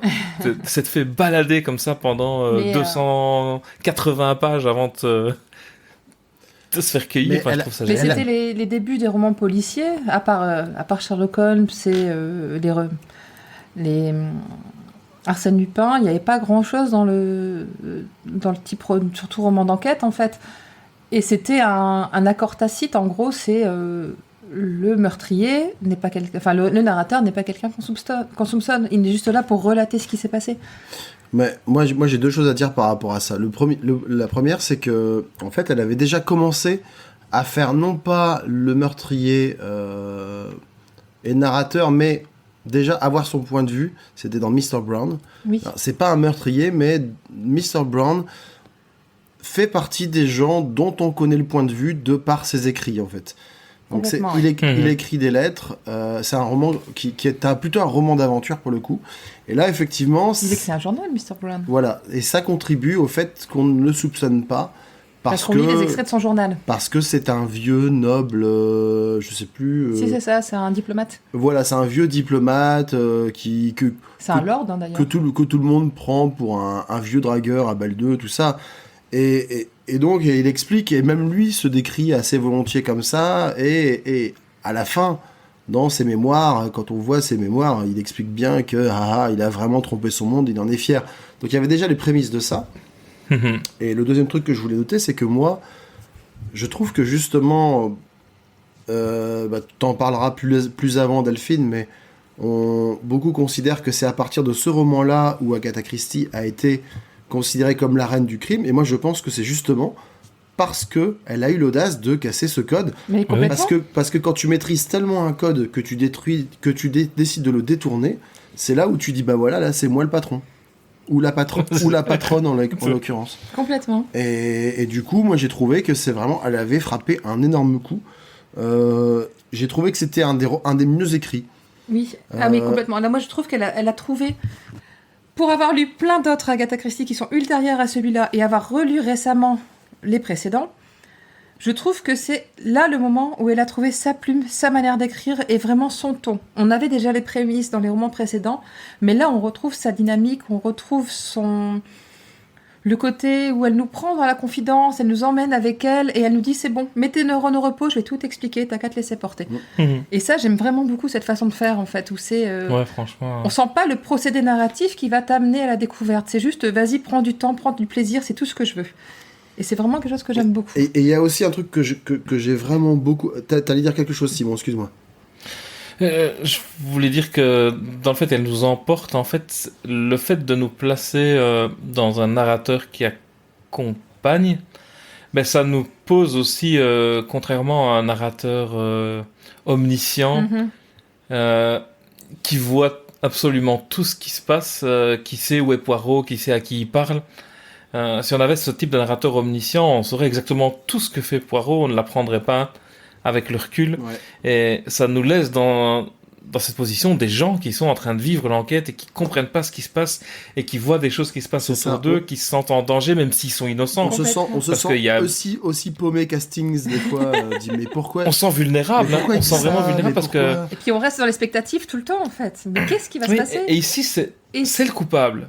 Ici c'est le coupable, mais quand c'est pas le coupable et qu'on sent que Poirot... Ça, j'ai vraiment des souvenirs de ça, quand Poirot commence à questionner des choses auprès du narrateur, enfin, il y a un sentiment de vulnérabilité, un sentiment presque pris de en peur, défaut par mais c'est pas moi, et oui, j'ai des choses à cacher, mais ça n'a rien à voir. Enfin, il y a vraiment un peu comme un... Et souvent, on se dit, mais est-ce que je suis en train de lire le coupable ou pas ? Et je trouve qu'on a souvent cette sensation, on se dit, c'est quand même pas encore le narrateur le coupable, parce que et puis, tout pointe vers lui à un moment. Même quand c'est pas une question de culpabilité, c'est que il te remet, en fait, comme il t'apostrophe à travers le narrateur. Des fois, quand il te dit, mais alors, t'as pas encore compris qui c'est le coupable. C'est ça, ouais. Toi aussi, tu te sens teubé, quoi. Mais tu te sens un peu comme un élève qui a pas révisé sa leçon et qui se fait interroger, quoi. Merde, j'ai toutes les infos. Mais vous avez toutes les infos. Ça fait 10 fois que j'en parle de cette bergère. Hastings le dit. Et cette bague avec le R dedans. Non, mais le R, quoi. Ouais, Hastings le dit et Shepard le dit aussi. Il dit, mais vous me dites rien. Il dit, mais je vous dis rien, mais tous les éléments sont là.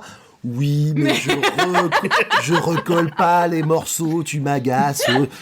J'ai pas les petites cellules grises. Mais si t'en as, il te dit, mais vous avez des cellules grises, voilà. Utilisez-les. Tout ça pour dire que... en fait, moi, ce que j'aime justement dans celui-là, c'est je trouve qu'il est maîtrisé dans sa narration, justement, de par le parti pris narratif, de dire, bah voilà, on va avoir un narrateur qui va raconter toute la vérité, mais en omettant des détails quand même cruciaux, à savoir son rôle dans l'enquête. Ouais, mais nous, on le sait pas. Mais bien sûr, mais déjà, effectivement, faut pas faire de faux pas, parce que globalement, ça aurait pu être ça aurait pu tout fiche par terre si au début du roman, le personnage laisse quand même un peu trop d'indices qui dirait que c'est lui. Oui, ou qui commence en disant oui, je l'ai tué et voilà comment j'ai fait. Moi, j'ai compris que c'était lui parce que moi, j'ai eu un petit peu d'aide. En fait, j'ai été à moitié spoilé parce que je savais, de par l'impact de Roger Ackroyd, de la part... Je crois que Vincent nous en avait parlé quand on Ouais. l'avait vu. De par l'impact du meurtre de Roger Ackroyd dans la bibliographie d'Agatha Christie, je savais qu'il y avait un procédé narratif différent et qui avait vraiment ça surpris peut les gens. gâcher tout, quoi. Donc en fait, moi je me Ouais. suis dit, qu'est-ce qui pourrait sortir de l'ordinaire? Et ça m'a aidé. Tu cherchais le bug dans la matrice pendant la lecture, quoi. Forcément, ça peut... En fait, je l'ai trouvé très vite. Et après, du coup, mais Mais du coup, ça t'a apporté un autre angle de lecture. exactement, en lisant le roman, en sachant, entre guillemets, qui est le meurtrier, oui, quelque part, il y a des moments, il laisse quelques indices, des sous-entendus. Poirot aussi, mais globalement, ça se tient. Et tout... Et il ne ment jamais. Non, Shepard tout à fait. ne ment jamais. Non. Tout à fait. Juste une fois. Jamais, juste- jamais. Il omet juste de dire qu'il sait où est Ralph. Ouais. Parce qu'il ne dit pas ce que la personne lui dit au téléphone. Mhm. Non. Par exemple, quand il reçoit le coup de fil, il nous joue sa prestation au téléphone, et puis il explique à sa sœur, oui, c'était telle personne, donc il explique vraiment ce qu'il a fait, mais sans jamais expliquer ce que lui a entendu dans le combiné quand on lui a téléphoné. Ouais, c'est- Donc il y a aucun mensonge, et ça en ne racontant aucun mensonge, qui peut jouer autant cette carte jusqu'au c'est bout en un racontant beau- son histoire. ouais, quoi. C'est ça. Sur le coup du téléphone, il décroche le combiné et il fait quoi? Que dites-vous? Mais certainement, j'arrive tout de suite. Ouais, c'est ça. Et c'est tout, quoi. Donc c'est vraiment ouais, ce qu'il on a n'a rien fait. entendu. Voilà. Je remontais 4 à 4, empoignais ma sacoche, y entassais quelques pansements supplémentaires, tout en criant à Caroline. C'était Parker qui appelait de Fernley. On vient de trouver Roger Ackroyd assassiné. Là, petit mensonge. Petit mensonge, Mais c'est le seul. On va dire c'est le seul. Mais il ne ment pas, il nous explique ce qu'il a dit à Caroline. Voilà. Il ne ment pas en écrivant le texte. Il a menti au C'est ce moment qu'il a dit à de faire Caroline. l'action. Oui, mais je veux dire, il ment à Caroline. Oui, mais Ah oui, ça oui. ce que Simon veut dire, c'est que dans son récit, il Oui. dit les choses Tout à fait. comme elles sont. Oui, mais plusieurs fois, il mentionne le fait, comme je te disais, que Poirot, à un moment, lui dit elles sont bien vos notes, mais vous omettez quand même des détails Ouais. importants. Oui, forcément. Mais est-ce que j'ai beaucoup aimé aussi, c'est que même il y a plusieurs intrigues qui se nouent, forcément. Il y a les amourettes, Mm. il y a Miss Russell avec son fils, etc. Les vols d'argent. Et les vols d'argent. Et je trouve que chaque élément, Tout trouve sa place après. voilà, chaque élément est parfaitement positionné. Quand on enlève un, ça fait pas tomber le château de cartes, quoi. Le château, il est là, il tient, et après, quand il a fini de tout dérouler, dépioter, tout ce qui était autour de l'affaire principale, on voit ce qui reste, on dit oui, C'est je évident. comprends, c'est hyper bien structuré. Bah, tu as découvert la méthode Poirot. Non, moi, la méthode Christie, pour le coup. La méthode Christie. Moi, aussi. c'est vraiment la Non, méthode c'est Christie, c'est vraiment ce que j'ai apprécié, Mais c'est que j'ai hâte que tu découvres les Miss Marple parce que je trouve que c'est maîtrisé de A à Z, quoi. c'est aussi un Mais autre j'ai genre de vraiment maîtrise. hâte de me repencher, du coup, moi, sur d'autres bouquins. Ouais. Je vais sûrement reprendre, avec mes crédits audibles, je vais sûrement reprendre un ou l'autre livre. Mais j'avais lu des Miss Marple, ça j'en suis presque sûr. J'avais lu aussi des Tommy et Tuppence. jeunes couples, mais qui sont pas ensemble, en fait. Ah, donc c'est pas Tommy et Tuppence. Oui, il y a eu un autre couple aussi. D'ailleurs, c'est dans les 4, je crois. Où on sent bien qu'ils se tournent un petit peu autour, mais ils se retrouvent embarqués dans l'aventure ensemble sans vraiment... Et y a pas, dans mon souvenir, il n'y a pas vraiment de romance qui se crée, mais ça reste D'accord. très, très intense malgré tout. Mais Ah, ou bien- j'avais des bons souvenirs par rapport à tout ça. Donc, Ou bien c'est Tommy et Tuppence, mais là c'est leur Mais première dans aventure la parce qu'ils première sont aventure, pas ouais. encore ensemble. Et mais c'est Dans ouais. quoi mais Tuppence, Le- ça me dit quelque chose, donc c'est peut-être bien Tommy et ça. Tuppence, c'était quoi déjà? Eh ben Tommy et Tuppence c'est Mr Brown. Mr. Brown, ouais, c'est ça, non? Non? Si. Non? Si. Ah, je confonds avec le mot complet marron. Excuse-moi. Oui, c'est Mr. Brown. Tu peux le redire je te redirai si. Non, mais je Mais mélange. du coup, ouais, ça va. Mr. Brown et l'homme au complet marron, je mélange. Oui, non, mais Excusez-moi. elle abuse un petit peu, Christy, c'est vrai que... On pourrait faire un effort sur ces titres.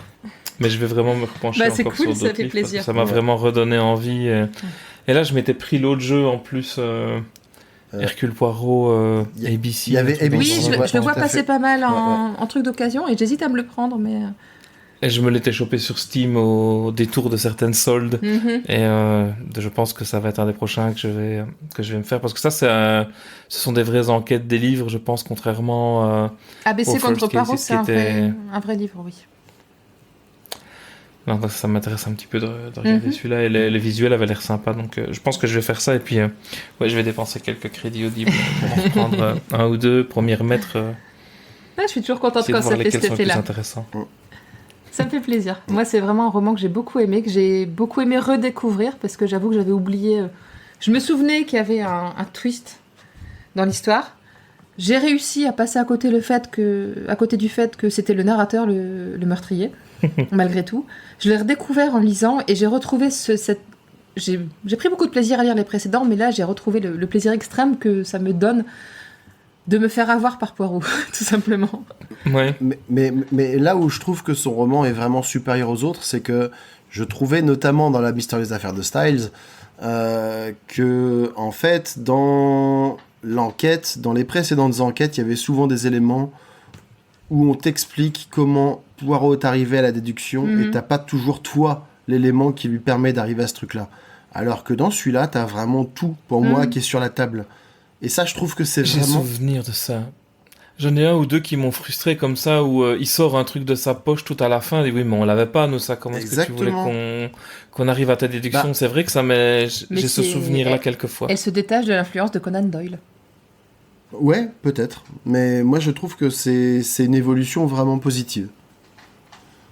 Bon, c'est chouette. Moi, je suis vraiment contente que vous ayez aimé ça. Ouais. Du coup, à moins que tu aies encore des choses à dire sur le roman lui-même, je propose de passer à la place de l'œuvre dans la vie d'Agatha Christie. Et oui. Alors, oui. Et on va faire un petit... Des fois, j'ai l'impression d'écrire pour Voici quand j'écris cette...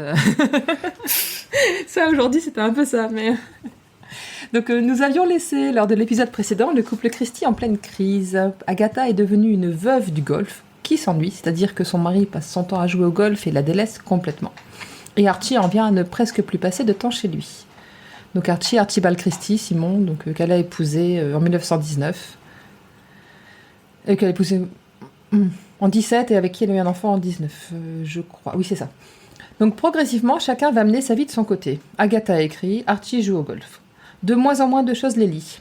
C'est dans ces conditions qu'Agatha écrit et publie Le meurtre de Roger Ackroyd, qui connaît un certain succès avec 4000 exemplaires vendus, ce qui est vraiment beaucoup pour l'époque. Cette année 19... Oui, 4000 c'est beaucoup à l'époque, oui. Beaucoup pour l'époque. J'aimerais beaucoup savoir le chiffre que ce livre a atteint aujourd'hui. Beaucoup. Alors que 4000 maintenant, ce serait le livve d'un... Même pas Jean-Michel Blanquer. Ouais, c'est ça, d'un ministre qui c'est de l'autopublication, ça, 4000. c'est quand même plus que les romans de Marlène Schiappa. Oui, c'est vrai. Mais ça reste pas énorme. Ça reste pas grand-chose, mais à l'époque, c'était beaucoup. Donc l'année 1926 sera pour Agatha Christie marquée par de nombreux bouleversements. Son frère enchaîne les erreurs, sa mère décède et son mari la trahit. De quoi faire relativiser n'importe quel succès. Donc dans l'ordre, Monty, son frère, semblait avoir disparu de la vie d'Agatha Christie jusqu'à il y a peu de temps. On n'entendait plus vraiment parler et de ce que j'ai pu lire dans les différentes biographies, il lui manquait pas tant que ça. Mais Archie décide de revenir au plus mauvais moment possible. Clara, leur mère, est au plus mal, et ses deux sœurs, donc Agatha et Marge, ont déjà bien du travail pour s'occuper d'elle, sans devoir en plus gérer un frère instable. Monty s'était engagé dans l'armée anglaise, faute de pouvoir exercer un autre métier de par ses capacités et par ses envies. Agatha le décrit par quelqu'un qui n'est pas particulièrement intelligent, pas particulièrement intéressant, pas particulièrement courageux. C'est sympa. Ouais, enfin franchement, il n'a pas grand-chose pour lui apparemment. Il est là, quoi. Voilà, et donc... Pour un jeune homme de bonne famille à l'époque, qu'est-ce qui lui reste ? S'engager dans l'armée. Donc il a participé à la guerre des Boers en Afrique du Sud. Il est devenu officier à ce moment-là et il est parti pour les Indes. Ensuite, il a combattu pendant la Première Guerre mondiale. Il a été blessé.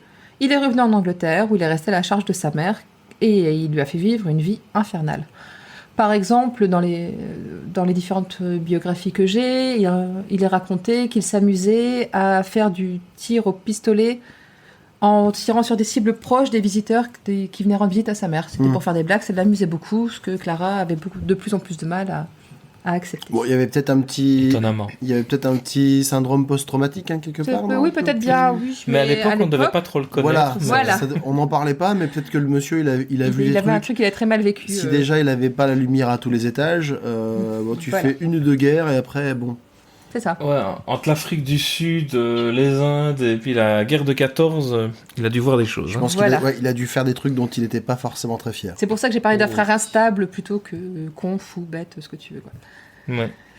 Pour soulager Clara, sa mère, Agatha a trouvé un cottage à Dartmoor que Monty occupera avec sa gouvernante, qui est en fait une gouvernante qu'elle avait précédemment trouvée pour sa fille, mais avec qui elle-même ne s'entendait pas. Mais elle savait que ce serait quelqu'un qui conviendrait très bien pour son frère.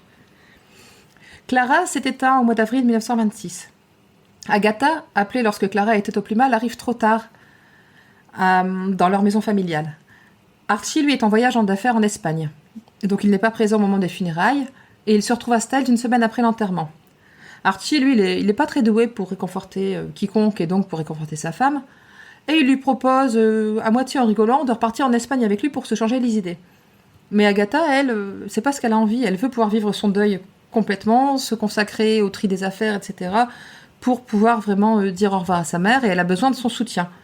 Et lui, ben non, il repart faire ses affaires en Espagne, et c'est la première vraie rupture qui va se produire entre eux. Quand tu parles de ça, ça fait vraiment écho à pas mal de personnages de l'aristocratie anglaise qui sont décrites dans les romans d'Agatha Christie, c'est-à-dire les gars qui ont leur certaine tranquillité dans leur vie et qui n'acceptent pas quand un élément perturbateur vient gâcher tout ça. D'ailleurs, moi, dans la postface du meurtre de Roger Ackroyd, ils disent que, en gros, que Archie n'est pas très bon pour gérer la mort ou les C'est événements ça, ouais. désagréables. C'est-à-dire que voilà, lui, son truc, c'est le golf. Lui, c'est pas consoler les gens, c'est le golf.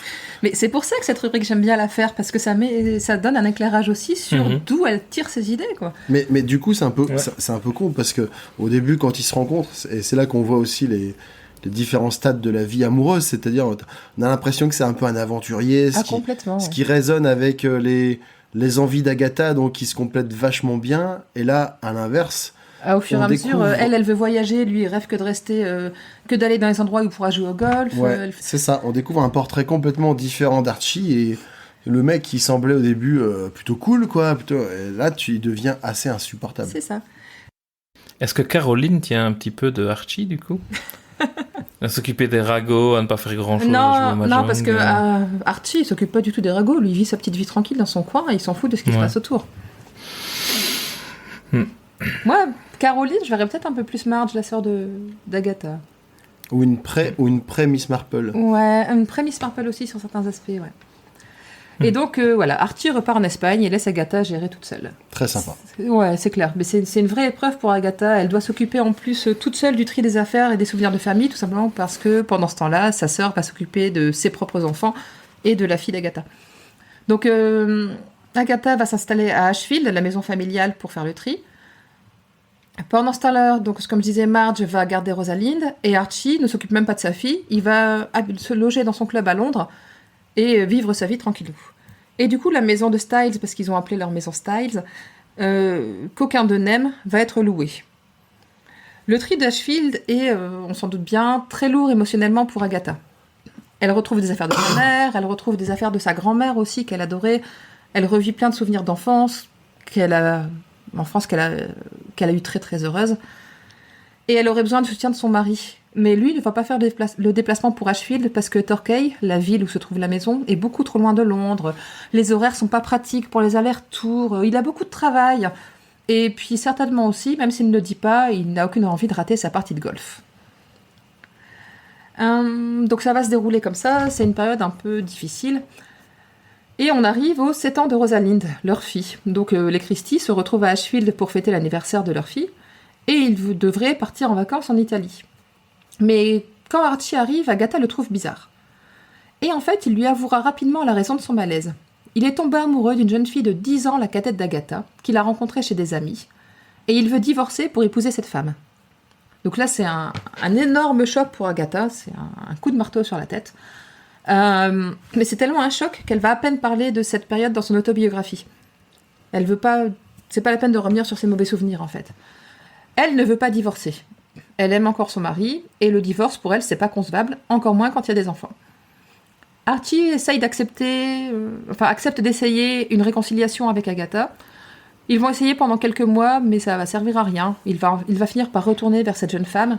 Et là, Agatha sombrera dans une sorte de dépression, pensant même parfois à disparaître, au point que Carlo, sa secrétaire, qui est également gouvernante de sa fille, installe son lit dans la chambre de l'écrivaine pour s'assurer que tout se passe correctement.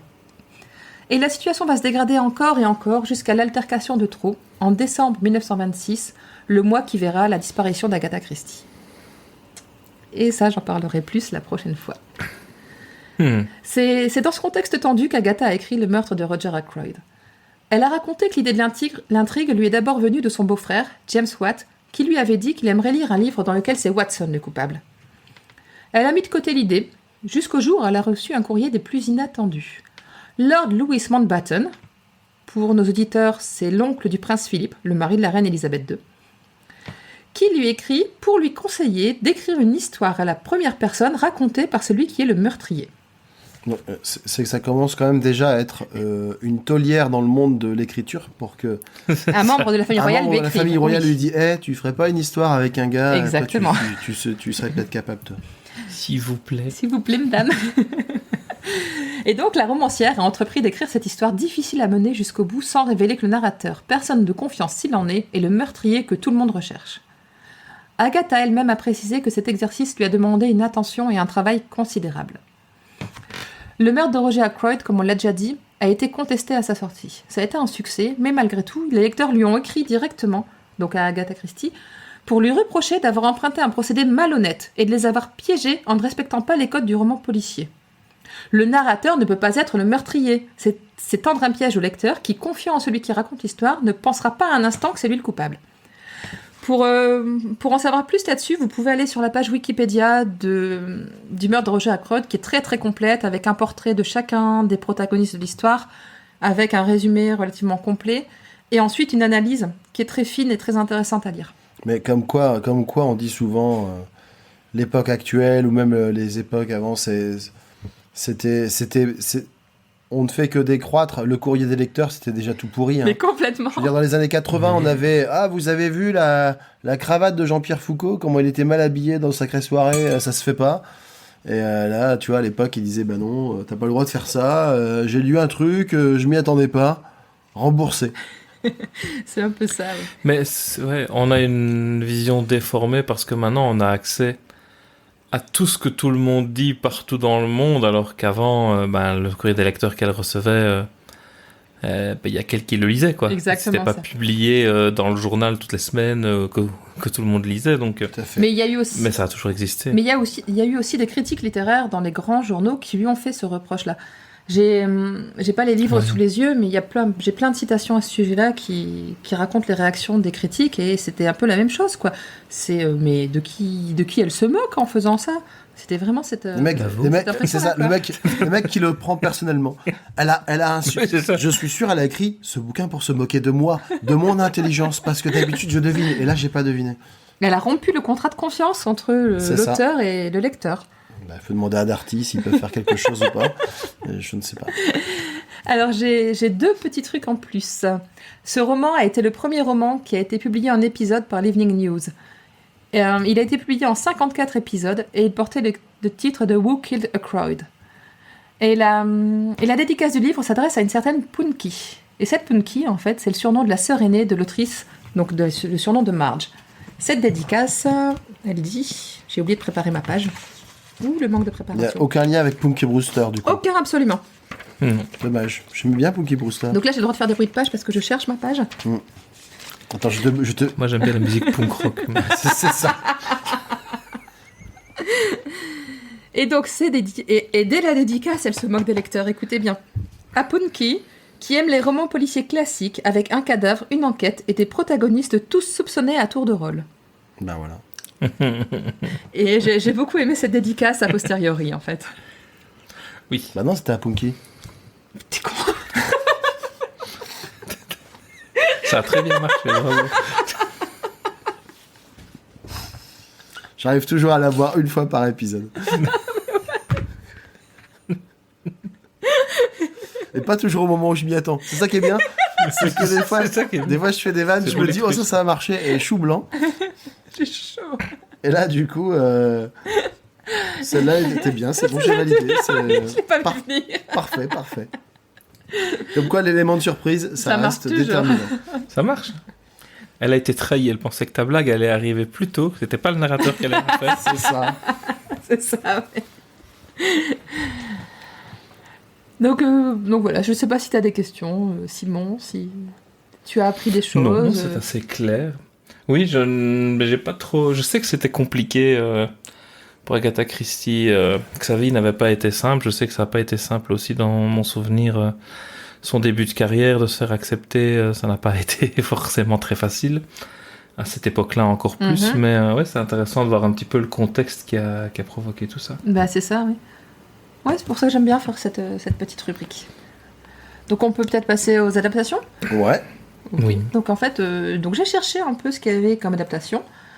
Et j'ai été très surprise parce qu'en fait, il y en a quand même, par rapport au succès du roman, relativement peu. Ou en tout cas, ce sont principalement des adaptations qui datent de l'époque de l'écriture du roman. Mais on aurait pu croire qu'il y aurait peut-être, je sais pas, un film, je sais pas, des jeux ou je ne sais quoi. Et finalement, je n'en ai pas trouvé tant que ça. Donc on sent... Mais est-ce que c'est vraiment étonnant? Parce que, à partir du moment où il n'y a pas de narrateur dans un film, tu peux pas reproduire l'effet de surprise du livre, par exemple. Bah, ils ont quand même pas... Je trouve que dans l'adaptation qu'on a vue, ils s'en sont sortis par une petite pirouette, mais ça marche. Hmm. Il y a moyen de le faire. Ils prennent les choses à l'envers, en fait, mais... Donc j'ai quand même trouvé une pièce de théâtre en 1928, écrite par Michael Morton, qui était appelée Alibi. La première version proposée a beaucoup déplu à Agatha Christie, notamment parce que Poirot devenait beau, un jeune homme entouré de jeunes filles.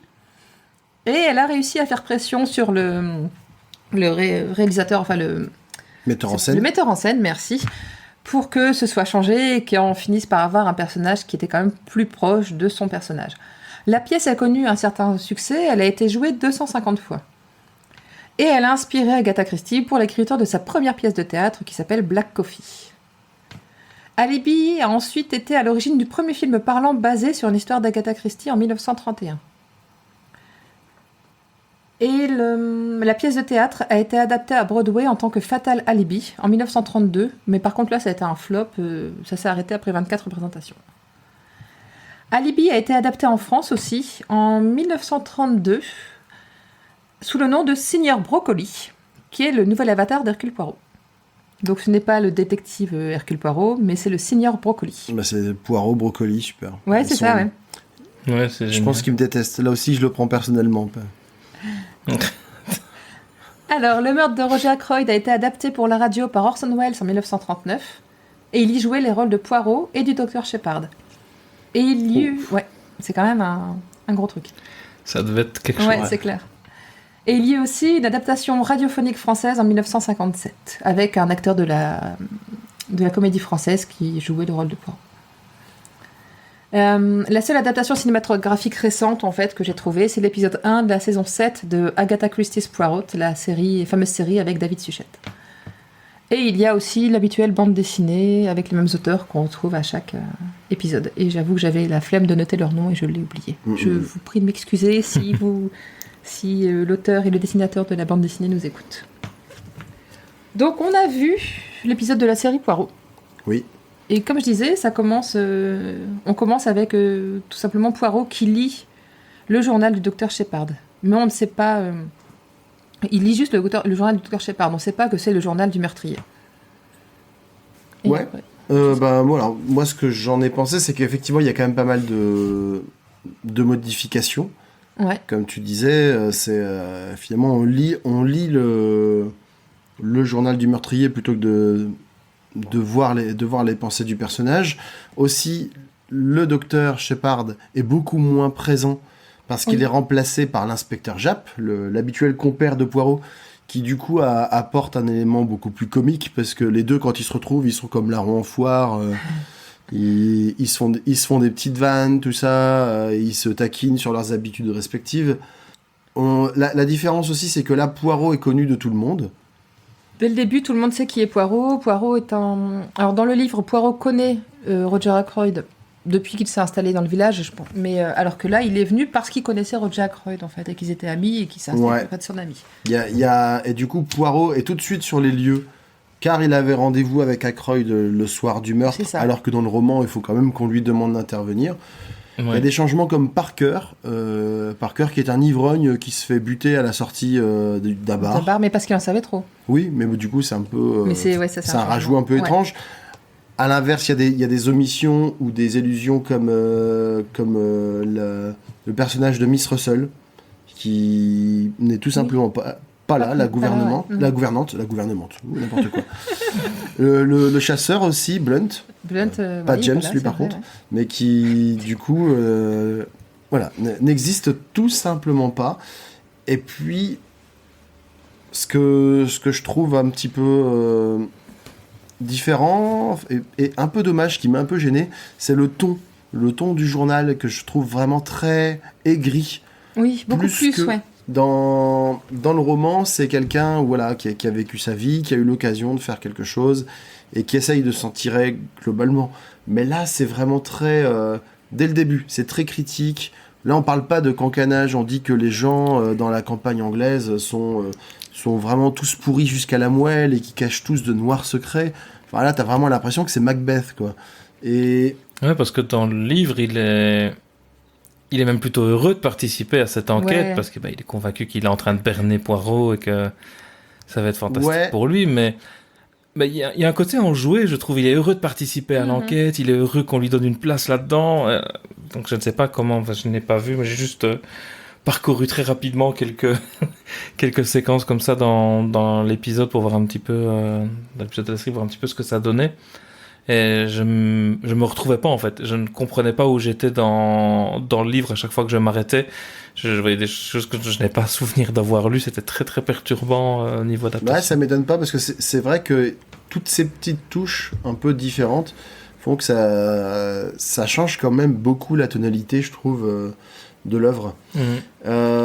Au niveau des participants, j'ai noté que celui qui joue Ralph, qu'on voit très peu forcément, c'est celui qu'on retrouvera plus tard en tant que Lee Adama dans Battlestar Galactica.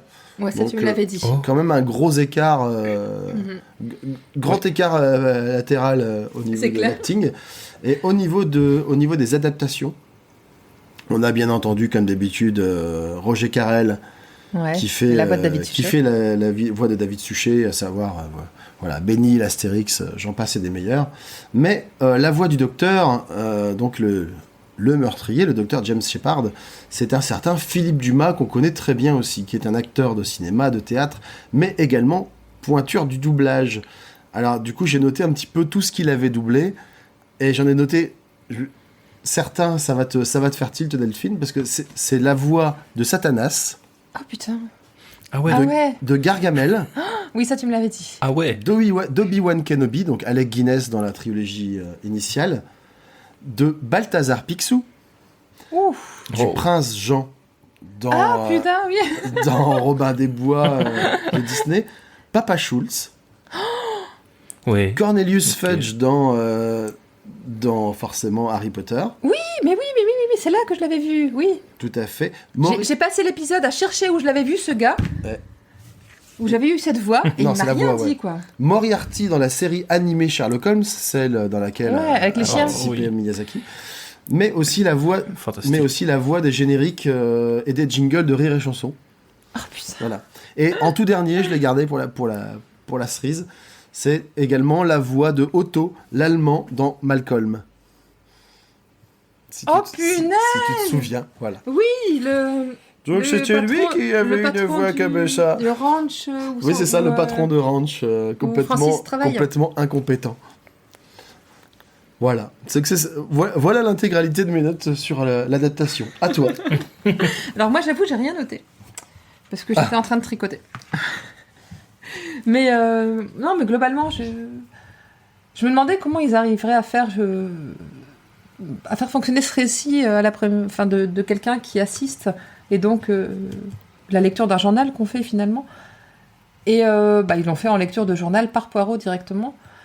Je trouvais que c'était pas pas trop mal, mais oui, ils ont pris beaucoup de liberté, des grands écarts, et il y a d'autres épisodes, Mais c'est obligé. mais c'est obligé. C'est obligé. Je vois absolument pas comment faire autrement sans prendre de grosses libertés. Enfin, tu ne peux pas rendre cette surprise sans avoir un narrateur, quoi. C'est Voilà. impossible. Donc, Ouais. c'est logique qu'ils aient obligé de contourner le Et problème. la grosse différence, donc Roger Ackroyd est un industriel et il a son usine dans le village. La confrontation finale avec tous les protagonistes se passe dans le bureau de Ackroyd à l'usine. À la fin, Poirot est seul avec Shepard et le commissaire Japp. Et Caroline arrive dans le bureau au moment où Shepard reconnaît sa culpabilité. Donc il se passe une course-poursuite et là Shepard se suicide dans l'usine. Alors oui, c'est ce que j'allais noter, c'est que une course-poursuite dans un épisode d'Hercule Poirot. Ouais, mais il y en a. Je veux dire, c'est comme une course de bagnole dans un Derrick, quoi. C'est- Ouais, c'est ça, De toute façon, c'est à peu près, c'est intense. c'est à peu près à ce rythme-là. Hein. Faut pas se leurrer, c'était pas. c'est ça. Et donc il finit par se suicider et tomber à côté d'une cuve. C'est une course-poursuite avec des champs contre champs où on les voit passer au coin d'un couloir, on les voit jamais vraiment courir. C'est dans des tuyaux, sur les tuyaux de l'usine, machin. Je visualise très bien à quoi ça doit ressembler. Et donc en fait, le truc, c'est qu'au début de l'épisode, on voit Poirot en train de lire le journal qui est tout gondolé d'humidité. Et à la fin, quand Shepard s'est tué, son livre tombe et il y a du liquide qui tombe dessus. Et c'est là qu'on voit que c'est son journal. Ah, Voilà. d'accord. Donc voilà, je sais pas si tu cherches quelque chose. Est-ce qu'il est en train de feuilleter le livre? J'ai le droit. Tu as le droit, bien sûr. Un beau objet. Voilà. Un beau objet, oui. Donc voilà, donc moi j'ai pas forcément, comme toujours avec cette série, j'ai pas passé un mauvais moment. Mais je crois qu'il ne faut pas avoir trop en tête fraîchement le livre quand on regarde l'adaptation. Ouais, je pense. Non, je vérifiais cette histoire de maison de retraite, je l'ai complètement Je inventée. sais pas, mais ouais, mais tu fais, Mais tu je fais ça l'ai- à chaque Mais épisode. oui, je hein. dis- Un De quoi il énorme. parle L'épisode précédent, c'était le nom des gens qu'il avait Ouais. complètement buggé. Non, c'est parce que j'ai vu des officiers à la retraite. Tu vois. Nous ne manquons ni de vieilles filles ni d'officiers à la retraite, donc j'ai lu après Voilà. maison, L'office des retraites, voilà. maison, c'est- officier à la retraite, maison de retraite, voilà. Voilà. T'as commencé à le lire. Ah non, on n'était plus à la première semaine des vacances. Donc t'as pas lu ça après une soirée d'apéro. Non, j'étais normalement à 100% de mes capacités, ce qui ne suffit manifestement pas. Ou peut-être que tu surveillais les enfants à ce moment-là. Non, je crois que j'ai pas d'excuses. J'ai juste raconté n'importe quoi. Il y a juste eu un raccourci entre deux petites cellules grises. Voilà. C'est ça, des fois, il y a des petits courts-circuits là. Déconnexion, c'est ça. Hercule Poirot, le célèbre éleveur de courges. Enfin, bon. Ils insistent beaucoup plus dessus d'ailleurs dans l'adaptation. Oui, Et c'est rigolo parce qu'on l'entend. Enfin, c'est un moment qui m'a fait rigoler, moi. Oui, Poirot est dans son jardin en train de menacer de mort les courges. Et il y a Japp qui arrive, qui est tout surpris en se demandant ce qui se passe. il y a un petit moment aussi qui n'est pas du tout dans le roman, où justement où Japp et Poirot retournent à Londres. Oui, dans Et- l'appartement. Et ils vont dans l'appartement de Poirot. Il y a un long moment où il se rappelle de sa carrière carrière. active et qu'il dit qu'il voit des fantômes plus ou moins dans cet appart. Tout ça, c'était assez étrange comme moment par rapport. Ouais, mais Oui. ça s'explique parce que c'est la saison 7. Tout à fait. Et, C'est ce que je me suis dit quand j'ai vu le passage. Donc il y a eu beaucoup d'enquêtes. On a vu d'ailleurs dans les précédents, dans le roman précédent de Poirot, il y avait l'adaptation, ça se passait à un moment qui n'était pas logique. Ou même Styles, hein, ça se passait à la saison 5 largement. Tout à fait. Enfin, c'est pas traité dans l'ordre, c'est plus traité dans la. Il y a pas un moment où il fait une enquête dans une maison de retraite des fois? Non. Mince. J'aurais essayé. J'aurais essayé de me sauver. Ça ne Dans marche une pas. pension de famille, oui, mais pas dans une maison de retraite. Tant pis. Et bref, donc c'est tout simplement pour la chronologie de la série où il prend sa retraite. Là il prend sa retraite. mais Ah c'est bah très tu bien vois qu'il la sera- retraite. Oui, Poirot prend sa retraite. Il a une maison et la retraite. Il a une maison, il est à la retraite. c'est vrai. Alors, Mais Poirot. qu'est-ce qui a raison? Mais en plus, ça t'a pas. Enfin, je sais pas, dans un petit village, deux maisons de retraite. Oui, mais ça, je me suis dit, c'est un village de vieux, écoute, pourquoi pas? C'est une cité de dortoir, ça existe. Ça existe. Donc tout ça pour dire que oui, là, Poirot a pris sa retraite après de nombreuses enquêtes auxquelles tous les téléspectateurs ont assisté, et c'est un moyen de faire un petit clin d'œil à tout ça. Et je pense aussi que c'est un moment où il y a 13 saisons, je crois, si je dis pas de bêtises, à la série. Je n'ai plus la page sous les yeux, donc je ne saurais pas dire. Ah si. Il y a eu 13 saisons exactement. Sachant que les premières saisons faisaient en général une dizaine d'épisodes et les dernières font 2, 3, 4 maximum. Donc c'est un moment où la série était en... Je pense qu'il y a eu un questionnement sur l'arrêt continuation de la série et c'était un moyen de faire un petit clin d'œil, un petit au revoir pour les gens éventuellement. Donc voilà. Bon, Ok. je crois qu'on a fait à peu près le tour. Ouais. Je pense. Simon, est-ce que tu avais des choses à rajouter par rapport à ce roman, par rapport à... Hâte d'écouter le suivant. Donc c'est quoi le prochain que vous faites? Comme ça, je peux l'écouter avant en audio-livre. C'est encore une enquête d'Hercule Poirot et ça s'appelle Les 4. Eh bien, je pense que je vais me prendre je ça vérifie, pour mais il me l'écouter semble bien que c'est avant, Poirot dans les 4. Oui, il y a Hastings, donc c'est les 4. Avant. C'est Poirot. avant votre prochain enregistrement. J'essayerai de l'avoir écouté pour pouvoir l'écouter dans la foulée. Il sortira, donc j'allais le dire après. Il sortira le 31 août le prochain. Ouais. Oh ouais, donc ça me Ça laisse te un laisse petit le mois temps, pour voilà, tout ça. exactement. Eh ben, du coup, on va te remercier, Simon, de nous avoir accompagnés durant cet épisode. Merci pour l'invitation. Oui, Est-ce- merci beaucoup. Est-ce que tu peux nous rappeler ou rappeler à nos auditeurs où est-ce qu'on peut te retrouver? Or, sur Podcut, on peut me trouver à plusieurs endroits. Les archives de l'école des facs, le documentaire, toute reproduction interdite sur la vasectomie, et je vais parler du casting de la réponse D, donc podcast de culture générale. Et vous pouvez aussi me retrouver dans mon podcast de construction sociale qui s'appelle Déconstruction. Ok, c'est noté. Parfait. Agatha Christie est un podcast du label Podcut aussi. Vous pouvez nous retrouver, ainsi que les nombreux autres podcasts, dont ceux que Simon a cités, sur le site du label qui s'appelle podcut.studio et sur le serveur Discord de Podcut. Vous pouvez également nous soutenir en donnant au Patreon de Podcut. Agatha Christie est aussi présent sur les réseaux sociaux, Twitter, @Agatha Christie, Instagram, @Agatha Christie, et sur Facebook, où juste chercher Agatha Christie suffit, puisqu'il n'y a pas 36 pages qui s'appellent ainsi. Et surtout, n'oubliez pas de participer à notre concours. Le livre à gagner, cette fois, sera Le Train Bleu, pour anticiper l'épisode qui sortira au mois de septembre. Nous vous remercions de votre attention et nous vous donnons donc rendez-vous mercredi 31 août pour le prochain épisode consacré au roman Les 4. À très vite. À très vite, et j'en profite pour adresser un petit message à mon pote Vincent, dont Le meurtre de Roger Ackroyd est l'un des romans préférés. Donc, salut poto. Vincent, que vous aviez pu entendre avec nous parler de L'homme au complet marron. Tout à fait.